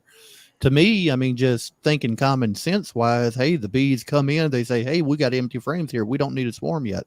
Instead of having to go all the way through. Or we have room to put the stuff upstairs. Yeah. I mean, that's just my The thinking. single brood chamber thing is the whole idea of it is in that bottom frame or in that bottom box is she's got everything laid up with eggs. So they can't put any. And they have, they're going to have pollen around the edges, and they're going to have nectar around the edges. But they're going to put the bulk of that honey coming in upstairs. And that's where you want it. And when I've done it this way, it used to be, well, you got to bring the outer frames into the center for them to fill it. Not when you do the single brood chamber management. They're hunting places to put it. Now, I've had a couple hives that I have brought the outer frames and moved them to the center. They wouldn't fill them, but then the rest of my hives, I mean, they were just filling them wall to wall. Yeah, I mean, every hive is different. The way they work. Now, I've also had where I've done the single brood this year, and I've put on a super, and they won't move up. I can't get them to move up. Yep. So that's what John tells me. You can't force the bees to move up too. You can add the space all you want, but you can't force them to do anything. Yeah. Now, hail highs, Paul. There, yeah. I mean, if you're running deeps, man, you're talking well over 100 pounds, right? For honey supers. I mean, I just no thanks. I can't. I mean, as long as you have a live lifting machine, that's great. Like Ian Stepler has, but. And this is a totally different conversation if you're talking about replacing stuff that you're pulling out with foundation or drawn frames. It's a totally different story. Drawn frames. Yeah. So for someone like me who's been expanding year after year after year, always are drawing comb. Always drawing comb. Yeah, drawing comb's better, but like when I'm under supering, if I have new supers, I make sure to roll a new coat of wax on there, and that seems to help bring up, I guess, that fresh wax smell. Well, mediums to move. But I will have to say now, I've been here lately because of expansion and honey production. I mean, I've ran out of honeycomb. Charlie has like 5,000. I run mediums, but you can. I don't know. I've tried Cayman sting where you space out the ones where you trying to get that wax to draw out. I've not had the best success with that. And, but I've been out there where I put a whole super on of just foundation, and it was acorn triple wax, and they drawed it out and filled it. I mean, I was like, it took them a while, but it was like, they went out there and I'm like, man, I was surprised that they did all that, but they do. I mean, that's part of the beekeeping thing. I mean, as far as, growing and you need to pull wax. I mean, you're not going to get as much honey because they're going to use it to pull wax, but I just put a hold on. I tried putting, a foundation frame with 2 drawn frames this year, trying to do it that way. And that kind of worked. But you still had burr comb problems there. And I'm like, you know what? I think I'm better off just putting a hold on box on there and say, okay, go ahead and do it. That's what I did. I mean, the first year I tried checkerboarding it seemed to work. But after that, I just put a whole new box of foundation, and they seemed to work it. Like I said, as long as I got a good fresh coat of wax on it. Neil, this year, Tritone, I'm reading. Yeah. How many hives do I have? I have a dozen right now. I've got a dozen 12 honey production hives, and I normally run 20, 25 nukes I sell. And then May, June, and July, I put out at least 20 to 30 two-frame mating boxes that I'm running. So somewhere's around 50 at the height, but then I try to stay down around 30 going through the winter. I mean, I'm doing it by myself, and I'm running out of time, and some days That's the balancing act. that's my biggest question on any body that's got 50 or more hives. And you're doing it by yourself, and I'm like, okay, are you a sideliner? How do you manage all that, and keep up with it? And look at what Son of One said. He said I had luck of putting one frame in the middle of the brood, and then we'll have it pulled out in 2 days. Depends on the time of the year. Depends on the time of the year. You don't want to split up that brood super early in the spring, but if it's warm enough, absolutely. Well, and then the other thing is that, like, I run 2 different sizes of equipment, right? So I use medium honey supers and deep for my brood chambers. So I can't put a brood or a honey super on and pull a frame up to bring bees up, because it won't work. So, oh yes, you can. You can put 2 boxes on and bring that deep frame up. Oh my gosh! But then doesn't it leave a gap at the bottom in between? Well, a little gap, but it wouldn't be too. That's for your drone brood. Hey guys, you can cut that off, and there's your natural way of chunk comb. No, that's your natural way of getting rid of your Varroa mites. Okay. Well, but guys, Brian, don't you? I think Mike's got to say something, man. Okay, where we just real quickly here. The biggest problem I've had with swarming here is my hives being pollen bound, and I'm really blessed with all the pussy wills here. So I just wanted to bring out something up to everybody here. If you see your hives just bringing in so much pollen that you're blown away, pull some frames and take a look and make sure that super is not getting pollen bound.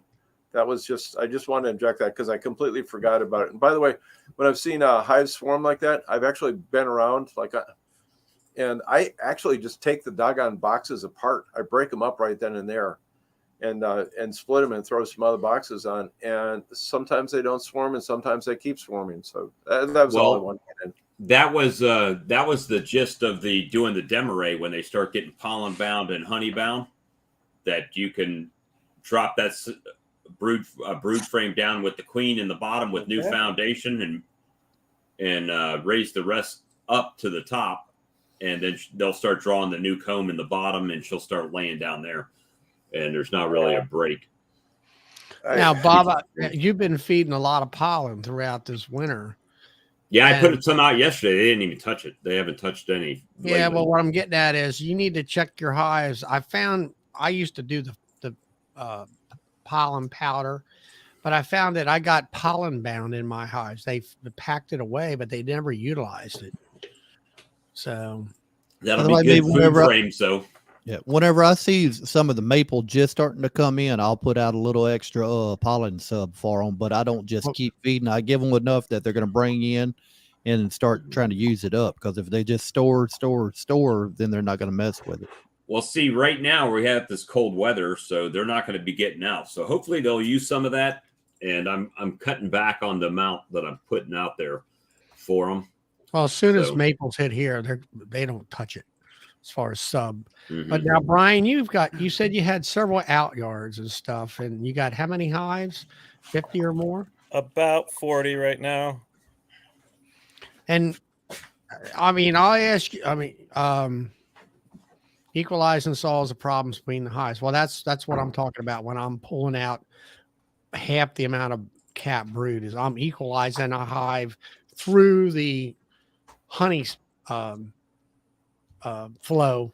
and I don't have the problems with that. But how do you? I mean, I know you have a limited amount of time, but I mean, when you go out, all right, you got Saturday. Let's say you got all day Saturday. You're going to be in your bee yards. You're going to go from yard to yard to yard.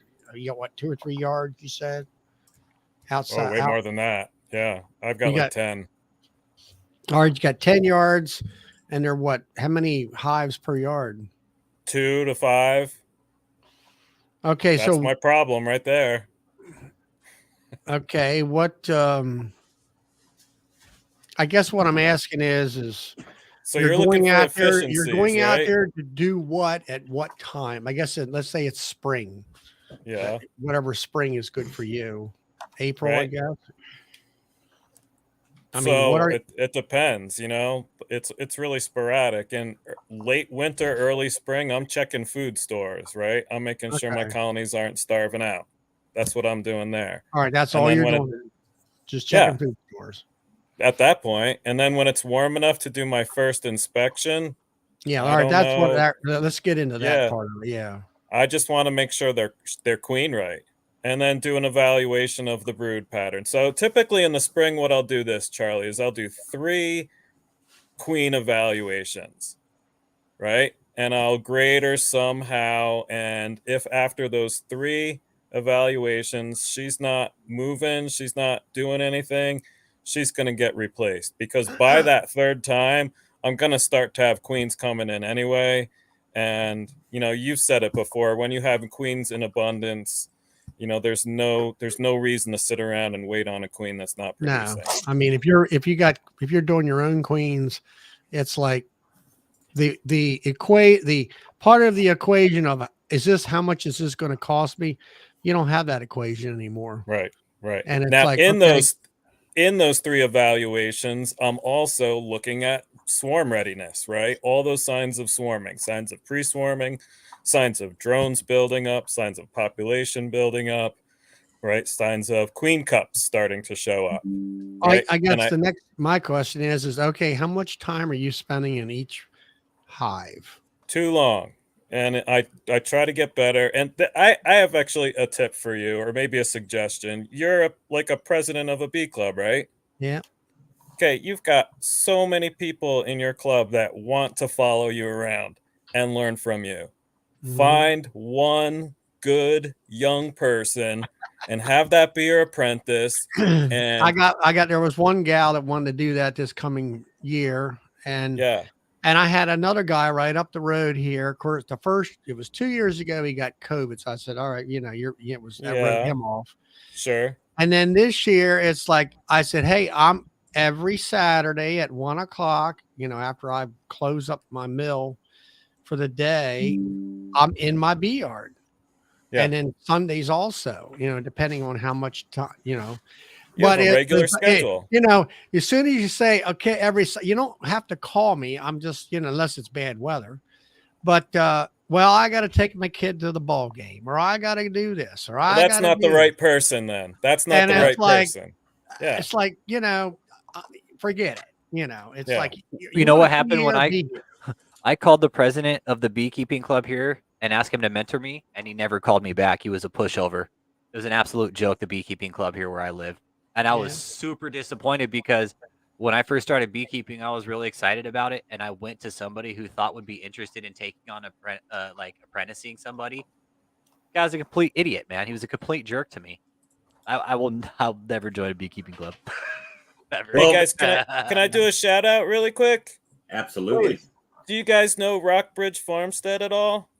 No, I just saw his comment. I just shared it on there. They do an awesome little podcast, so you should check them out. They're going to Hive Live. It's Greg and Marianne. They live in Kentucky. Great folks. I know you guys love shouting people out. Absolutely. Great small business folks. We just got to know them. I think I have. Yeah, Mike. Lee, can you put a link up to their? That's what I'm looking for right now. Are they on YouTube? If yes, invite, if anything, invite them YouTube. on tonight. Invite them on as far. They're always welcome to join in. They're big Yeah. on Instagram, and they've got a podcast, and it's a great little farmstead kind of thing. They're just getting started with bees as well, and they do other farmstead stuff. The great little family. Is that a green logo with looks like a barn, Mike, and a chicken? That's it. Okay, I just want to make sure I had the right Got one. him. There you go. Yep. Thank you guys. Yeah. Appreciate it. Oh, absolutely. Oh, by all means. I see they've got sheep. I was wondering if they had any goats. That's I gotta You'll go. have to listen to the podcast. They tell you all about it. You must They listen have- to the podcast, Very, my very friend. It will good. tell you everything. yeah. Yeah, they've had goats. I don't think they do anymore. I think that's Okay. true. No, That's right. Yeah. I helped run 300 milkers of dairy goats. I got my attention there when I saw. And man, Alright. goat's and I milk love is goat's milk is the cheap best for cheese. like hand lotion. Yeah, best. Yeah, All right, I've subscribed. nutritional value. Yeah, Cool. Very good. Absolutely. Yeah, I'm gonna too. yeah, same here. I'm gonna subscribe to these folk here. And Greg will be at And- Hive Life too. All right, cool. Oh, they So are. That's we'll all good. be Well, hanging out. I'll be there. I'll be there. I'll be there. Thanks to Lee. Funny guy. But yeah, I never could understand with the homesteaders what the attraction, what's the purpose of the goats. I don't see any money there. They're mowers. Yeah, out here they eat all the flowers. That's the Yeah, but And- I look at it and, this way: a goat versus a cow. I'll take a black Angus out there where I can harvest him. It just Yeah, depends but we on where back you in live. Mike 2006, Dumbledore's on page 5. What's that, Spanky? Charlie, we were selling our goat cheese for $1 an ounce back in 2006. So Depends Those on where goat you cheese. live. Yeah, If this- you're out in California, they use those goats to clear all the dry grass. oh, absolutely. Rick Hey, showing Rim. up 6 minutes before the end of the stream. Hey, Rick. Yeah, Hey, Rick. I made it just in time. See you. Hold on. I got one for him.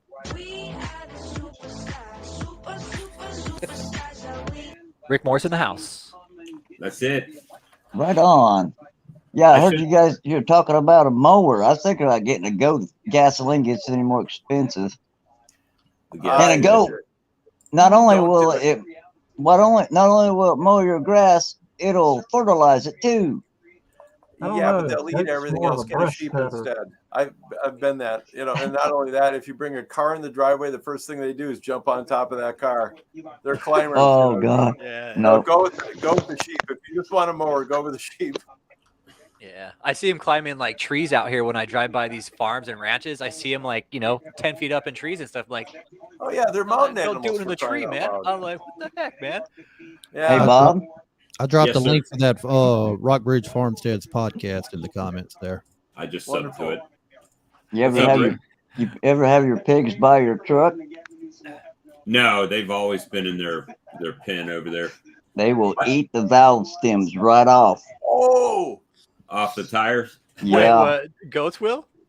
no pigs. Pigs. Oh, pigs will? Yeah, No, I've got them in a pen. Now Yeah. my chickens, they like to jump up on my on the back of my truck bed there. They'll eat it right out. That's messed up, man. Hey, you know how to get rid of them coyotes? Yeah, Yeah. cocoa powder. Raw cocoa I'll just- powder. All you gotta do is go out there and take a pee. Yeah, that's what Greg Burns said too. Yeah. Okay. I don't know. I've seen that infuriate them, and then they just pee back on the spot. Really? Yeah. yeah. Wow. I was Get gonna rid of say- them. You shoot them. Yeah, shoot them Yeah. or feed them. Yeah, cocoa powder. Neat That's cocoa just, powder. I took my dogs over there and let my dogs piss all over the place. So I used maybe to work they'll at take care of 'em. I used to work at a place in Indianapolis, and they had coyotes that would come up into the parking lot. I'd call them up in there. By the time I left, they were coming up in between the cars, and it got so bad where the ducks came up there and were nesting. Anyway, it got kind of bad, and that's about the time when the doctor said, "You need to stop working." So I'm like, "Bye bye." But Yeah, yeah, there were a lot of coyotes in Indianapolis. They're all over the place here now. Shoot them, they won't come back. I say The- we the hear a big pack white- of coyotes come through here every now and then, but I've never seen them. The big white dog. I'm sorry if Dustin's watching. He's going to kill me. Pyrenees, the Great Pyrenees. Yeah. Dustin's got Great Pyrenees. Yeah, that'll Alright. really screw up the coyotes, but good. They're I'm working hearing something dogs. in the background. Yeah, thank you, Rock. Yeah, Great Pyrenees. I love those things. I Yeah. really do. I've got some locals. There's a sheep farm south of us, and the locals are scared to death of those things for good reason. Well, Dude, they're big dogs. Great Pyrenees, man. It's the Mhm. size yeah. of a damn Big small dogs. cow, man. Oh my gosh, yeah. And it's just so Dustin's got a They're pup workers, that's a year and a man. half old, and Yeah. But the coyotes here, I mean, they're literally like 15 feet from my back door. I mean, they're there. They come right to the side of the house. So in other words, Yeah. no more nighttime beekeeping. Oh, I don't care. I just have a 9 strapped on me. oh I will hell yeah. shoot them. Bob's going to No, be doing a that's live play. I after think Johnny he Walker moves does that outside too, and get Bob. attacked. That'll go viral. Beekeeper attacked during live stream by coyotes. Can you smear some bacon on your butt? Let's see if we can get that live. Hey, but we can call that guy in that put his butt on the stream the other night. Ha! There you go. That's rock. I can't believe somebody Bob's came on here and gonna shot be you guys a big testing old his brown new eye. product live. I Coyote think somebody lure. said that. I think somebody said the other night that was Charlie's buddy, wasn't it? Charlie's Charlie's friends. What is Not it? mine. Beekeeping club? Hey Rick, what's your weather there? It's been in 40s. It's going to get down into the single digits here in a few days. Yeah. Yeah, It's it's getting supposed to get closer too. I was going to ask when is a good time to do an acrylic acid treatment in the spring? But for me, but see, for Bob, you're down in like Virginia or something. I'm in South Carolina. Okay, and I need to ask Jason Christman over here in Ohio because it's probably about the same weather. Well, we got people in here from Ohio. I was about to say, I mean, if you're going to do it early spring, do it before any nectar flow starts, but you want the temperature around about 48 degrees. They won't really be doing a whole lot of flying at that time. You'll have some fly out, but they're not going to be clustered real tight. They're going to start loosening that cluster, and the OA will penetrate them a lot better. Okay. At 48 degrees, Lee. Is that just typical with any kind of OA treatment, Lee? Pretty much, because I mean, any lower than that, your bees are going to be clustered real tight. Gotcha. Okay. And the vapor is not going to penetrate the cluster. Okay. Tim's in Ohio, and he says right before you put the honey supers on. Okay. And I would actually not wait that long. No, I was thinking the same thing, Brian. I know you were, Mike. What's the Yeah, highest I you could see go it. on an OA treatment? What's the highest You you know, would treat it? oxalic acid is great to do in the winter when they are broodless, because they are broodless. So as hitting long as them they're on a not warm clustered day, tight, hit them. that's right. So you get a warm day, Rick. Anywhere near the solstice, hit them. And if you can do it again, do it again. Now, I'm not saying don't do it in the spring. I'm just saying don't wait till the spring. Okay. Well, like right after we get this cold snap, huh? Now, I got one for you. Me and Bob was talking about it earlier today when I was at work. How do y'all feel on the Swedish sponges with the vegetable glycerin and the OA for extended We release? ran those last year, and they just seemed to hold the mites at a certain thing. They didn't decimate it, but they held the mites, Lee. Mm-hmm. So I thought about going out and on my hives that I don't still have honey supers on, do another vapor treatment, but then put the Swedish sponges in all of them. you might as well. Just as preventative. The only warning I've got for that is that when you go to mix those and make them, whatever you do, make sure it's in a glass tray. Yeah. Not like a turkey roasting aluminum pan, because it will blow up on you. Yeah, I was about to say you don't want metal with the acid on it. Thank you, Lee. I think Winter solstice is tomorrow. Yep. Winter solstice is tomorrow, man. I mean, that's exciting. Man. Days are getting longer. Yep. The bees are gonna start. Yeah, they're gonna start turning around. Now I had one of my senior members in the club for our club apron. We put he put so many of those Swedish pads on, and I'm gonna say he did it in July after the honey supers went off, or no, let's see, July, and it kept the mites at bay. You know, I mean, they kept them down low, and then he used like Aprivar, which it actually did better than Aprivar, is what he was looking at as far as using them, you know, a mite wash and stuff like that. So it seems to work well.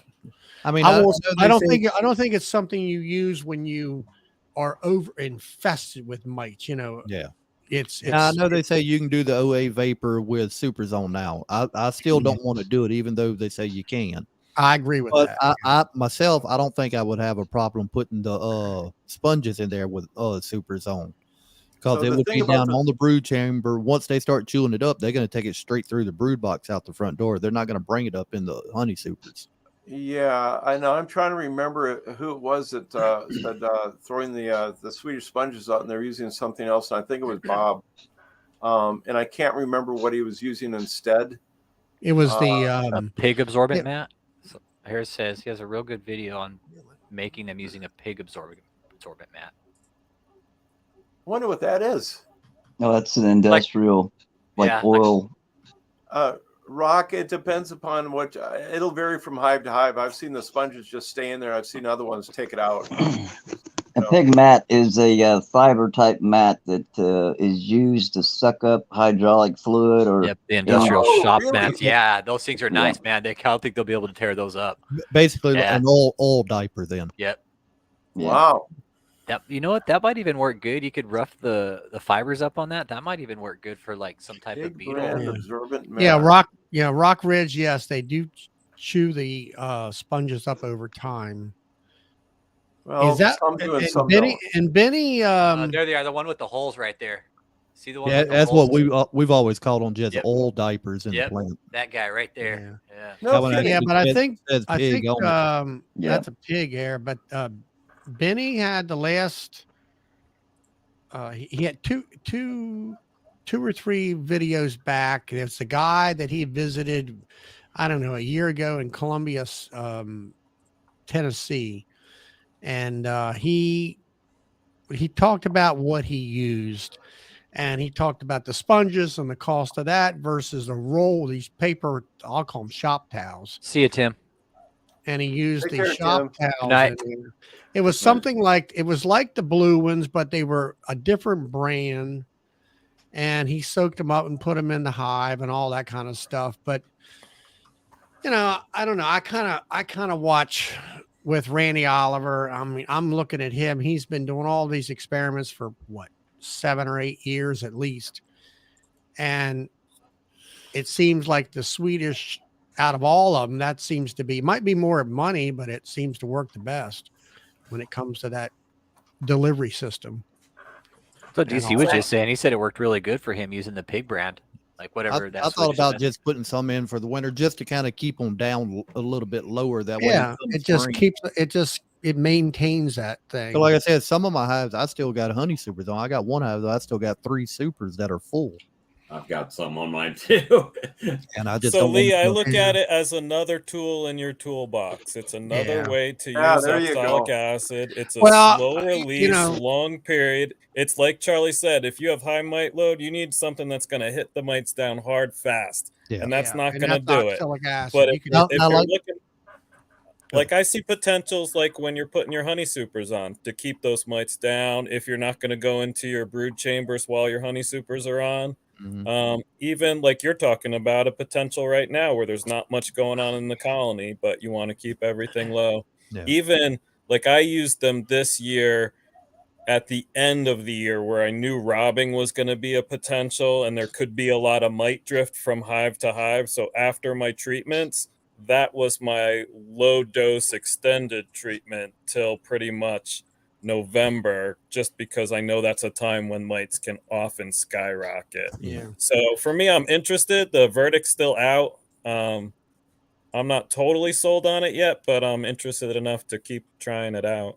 Yeah. Brian, did you catch Grayson's interview with Bob last night? Just part of it.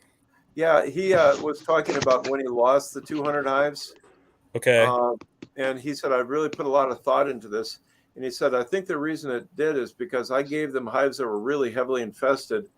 And those sponges seem to just maintain. It doesn't let the mites explode, but they were so heavily infested that they died anyways. Now you got to remember now, when she did that experiment, she didn't use sponges. She used the shop towels. Thank you, Charlie. They used the blue shop towels on that because that was what Randy Oliver was doing. And they were, and she didn't have a good result. And then he was like talking to Randy or him and her, I forget what her name is. Yeah. But anyway, basically, they were thinking maybe the high humidity in the deep south was different versus the That's what he was California. thinking originally. But just last night, he said he's apparently ruled that out. He just seemed to think that they were so heavily infested. And Now, the cows just, it's so in here in Maryland, honey supers are done by June, the end of June. We're done. That's our flows April, May, and June. We're done. We're over with it. You know. But what I was driving at in July and August, we have a lot of heat, and we need a product in that we can't use Formic Pro because it's going to kill the queens and stuff. your temperature there, yeah. So this is a product that you can stick into the hive that will suppress the mite load without hurting the bees and the queen. There you go. You know, it's kind of like the same properties as Aprovar, where you can use it in a high temp mode, you know, in a 95-degree day. It's not going to kill your bees.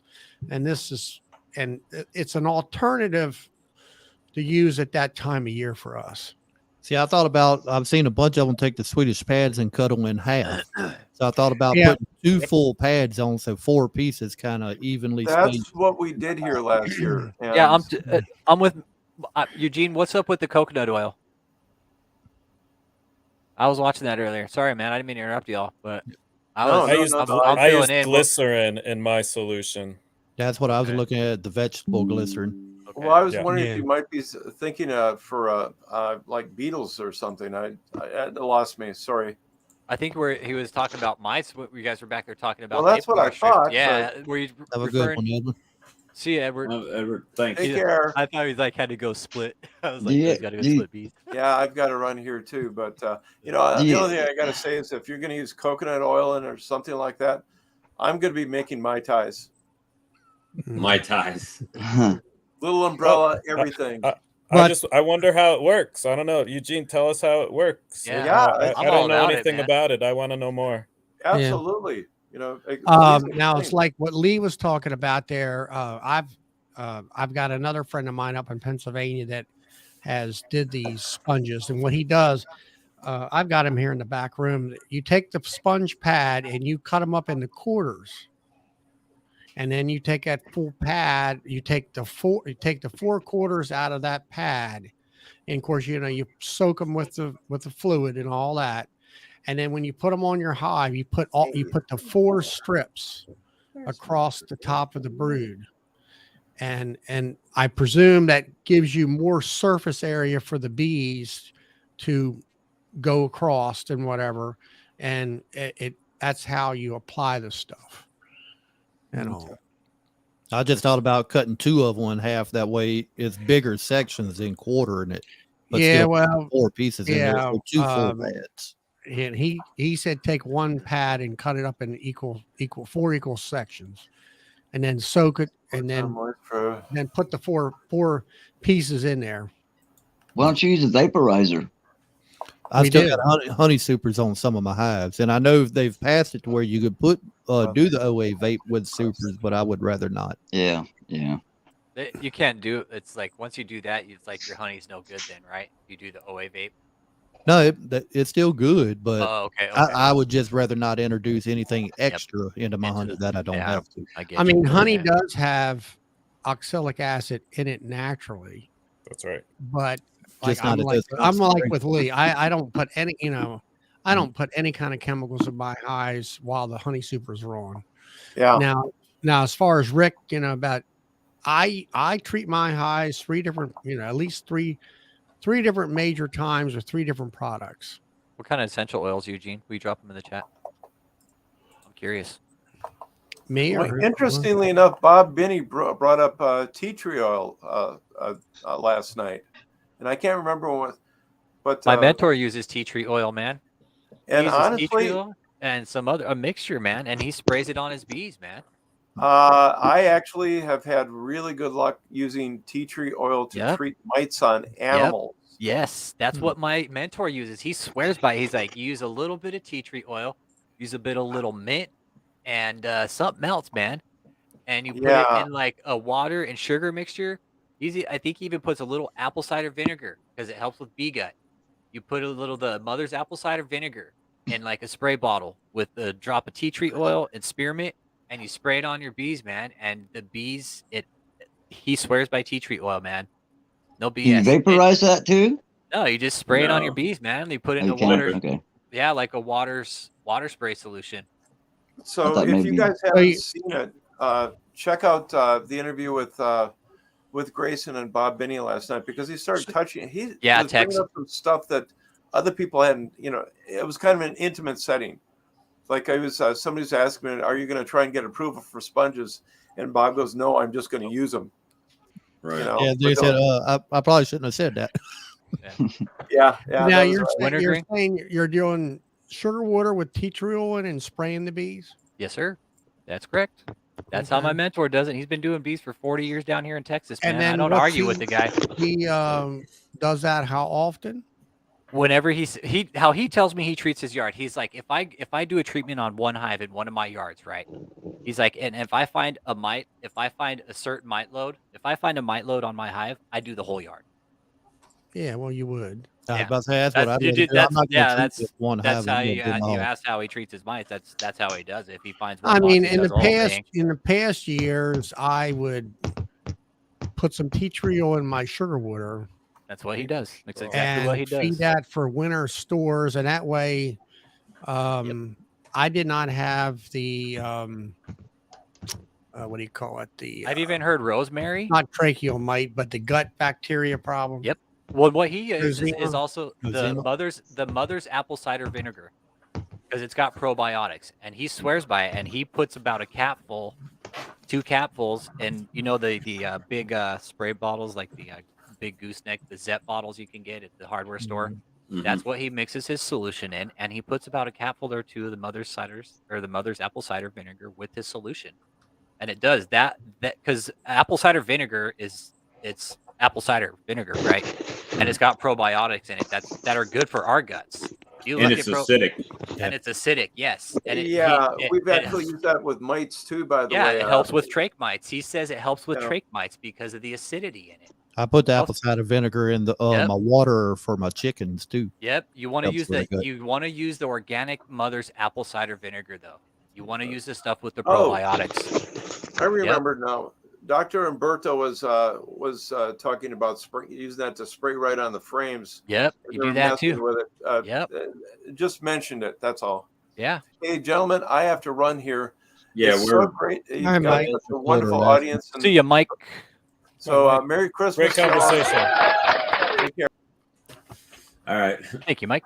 Yeah, Well, it's guys, nice. we're actually Yeah, it's the 15 brag. minutes past. All right, I'll take off. I'll see you guys That's never stopped us Great. before. later on. Yeah, we got to work in the morning. Now I got to work. Lee's got to work at 3:30 in the morning. Yeah, I get up 3:30.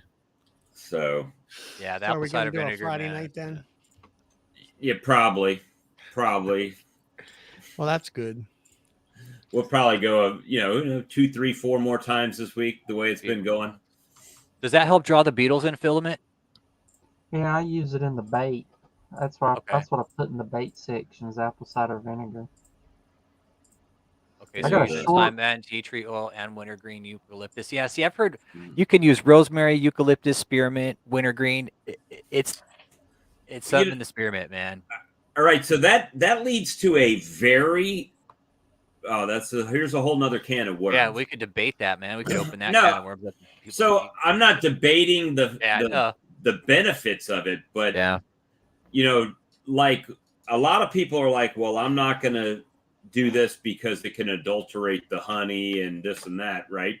yeah. But if they're eating it, and every single feeding stimulant out there that I know of has essential oils and stuff in it. So are they Yep. not? Right. Are they not storing that in their comb as well? Do we know if it leaves a residual effect into the wax? We don't know. As far as I know, somebody else might know, Yeah. but I don't know. I don't know. I used to, like you say, do the tea tree oil for the feeding in the winter for sugar water, but I've quit all that stuff. Beer I and just- his beetle trap. That sounds like a fun experiment. Yeah, I've got that. I've I've got heard of this that. short on my channel where the larvae, the hive beetle larvae, started to take over the hive, and they crawled up the frame to get into the hive beetle trap to get to that apple cider vinegar. And The before hive- we, The hive beetles did, Spanky? The larvae, they crawled up the frame. Oh, okay. They didn't crawl down and out the hole. They crawled up the frame into the trap. Nice. I mean, before we get off here, I'll just tell Rock Ridge to subscribe to Lee's Kodiak Farms and Walker Beach Bee Ranch to be able to, Yeah. get the notifications for this. Yeah, because we Call- alternate weeks. 1 week we'll be on Bob's Walker Bee Ranch, and 1 week we're on Kodiak Farm. And we Yeah, go I think- live usually several times a week too. Yeah, so I think I might start doing one Monday nights. Yeah, I seen you had one for Hives for Heroes here. Yeah, and I think I'm going to start doing more on that and keep it and kind of go Fun, man. veteran mental health based with it, because Hives Heroes to Hives was mental health based class, and there's, we talk about mental health is kind of a hot topic on the docket right now, and they talk about how veterans make really good beekeepers because their attention to detail, and not only that, but healing through beekeeping and using beekeeping to help veterans who suffer PTSD, anxiety. Are you going depression. to Hive Life? No, I'm not. Nope. Okay. Now, a friend of No. mine, she has a thing called, it's not Hive for Heroes. It's, shoot, I can't think of it now. Heroes to Hives. There's two I different don't, ones. Yeah. There's two anyway, different she has programs, a big thing for the veterans, and she will be there at Hive Life with a, yeah. Well, what I'm trying to with, do, with a table and everything, for Yeah. all that stuff. what I'm doing out in the country where I live, Charlie, is I'm trying to actually put together not even a club, but just like an organization of veterans to start a beekeeping operation out here. That Start- sounds good. Yeah, a beekeeping program in the hill country in Texas where I live, and put a bunch of veterans together and start putting some out yards together and pollinating this whole damn area, because what Right. I see out here is absolutely nothing for pollination, and it could Right. be done. It's just getting the right people, and I've already put together invitations, and people are starting to call.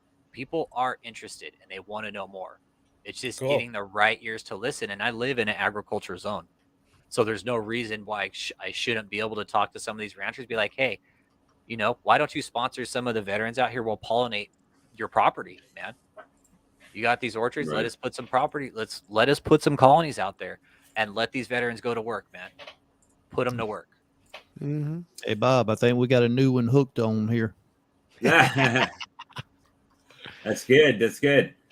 The more the merrier. That's how I like it. So anyway, guys, hey, we're now 20 minutes past our bedtime, and we appreciate all you guys. We're here every Tuesday night, 8 Eastern, 7 Central. What you got there, Spanky? The Spanky's beetle trap and how the larva Noise. Look at that, man. to the apple cider vinegar. They just drown. I love it. Love it. So that's awesome. So anyway, guys, come see us, and we'll Y'all see be you good, guys man. next time. Yeah, Thanks guys for have a safe joining in. evening, Take man. it easy. See everybody guys. tomorrow night over at Yeah, tomorrow night. You got it. Good night, at the guys. big what's it called? The 1 year anniversary show. Yeah, Yep. it's with Yep. the and let The stream team. it's the stream team. If the Rock Ridge doesn't know about that, I believe that's going to be on Brian's Brian's channel. Yeah, Castle look up Hives, yeah. Castle Hives. I just dropped a link in the comments right there. you can gotta click. be there to win. Don't just hop in and dip. Yeah, you gotta have some. They're having giveaways and whatever. Yeah, I got giveaways going out in there for Swarm Lore too. So, all right, guys. Well, have a good night. Thank you for All right. joining in. See you Later. later. all. See you next time. Yeah. Bye. All right.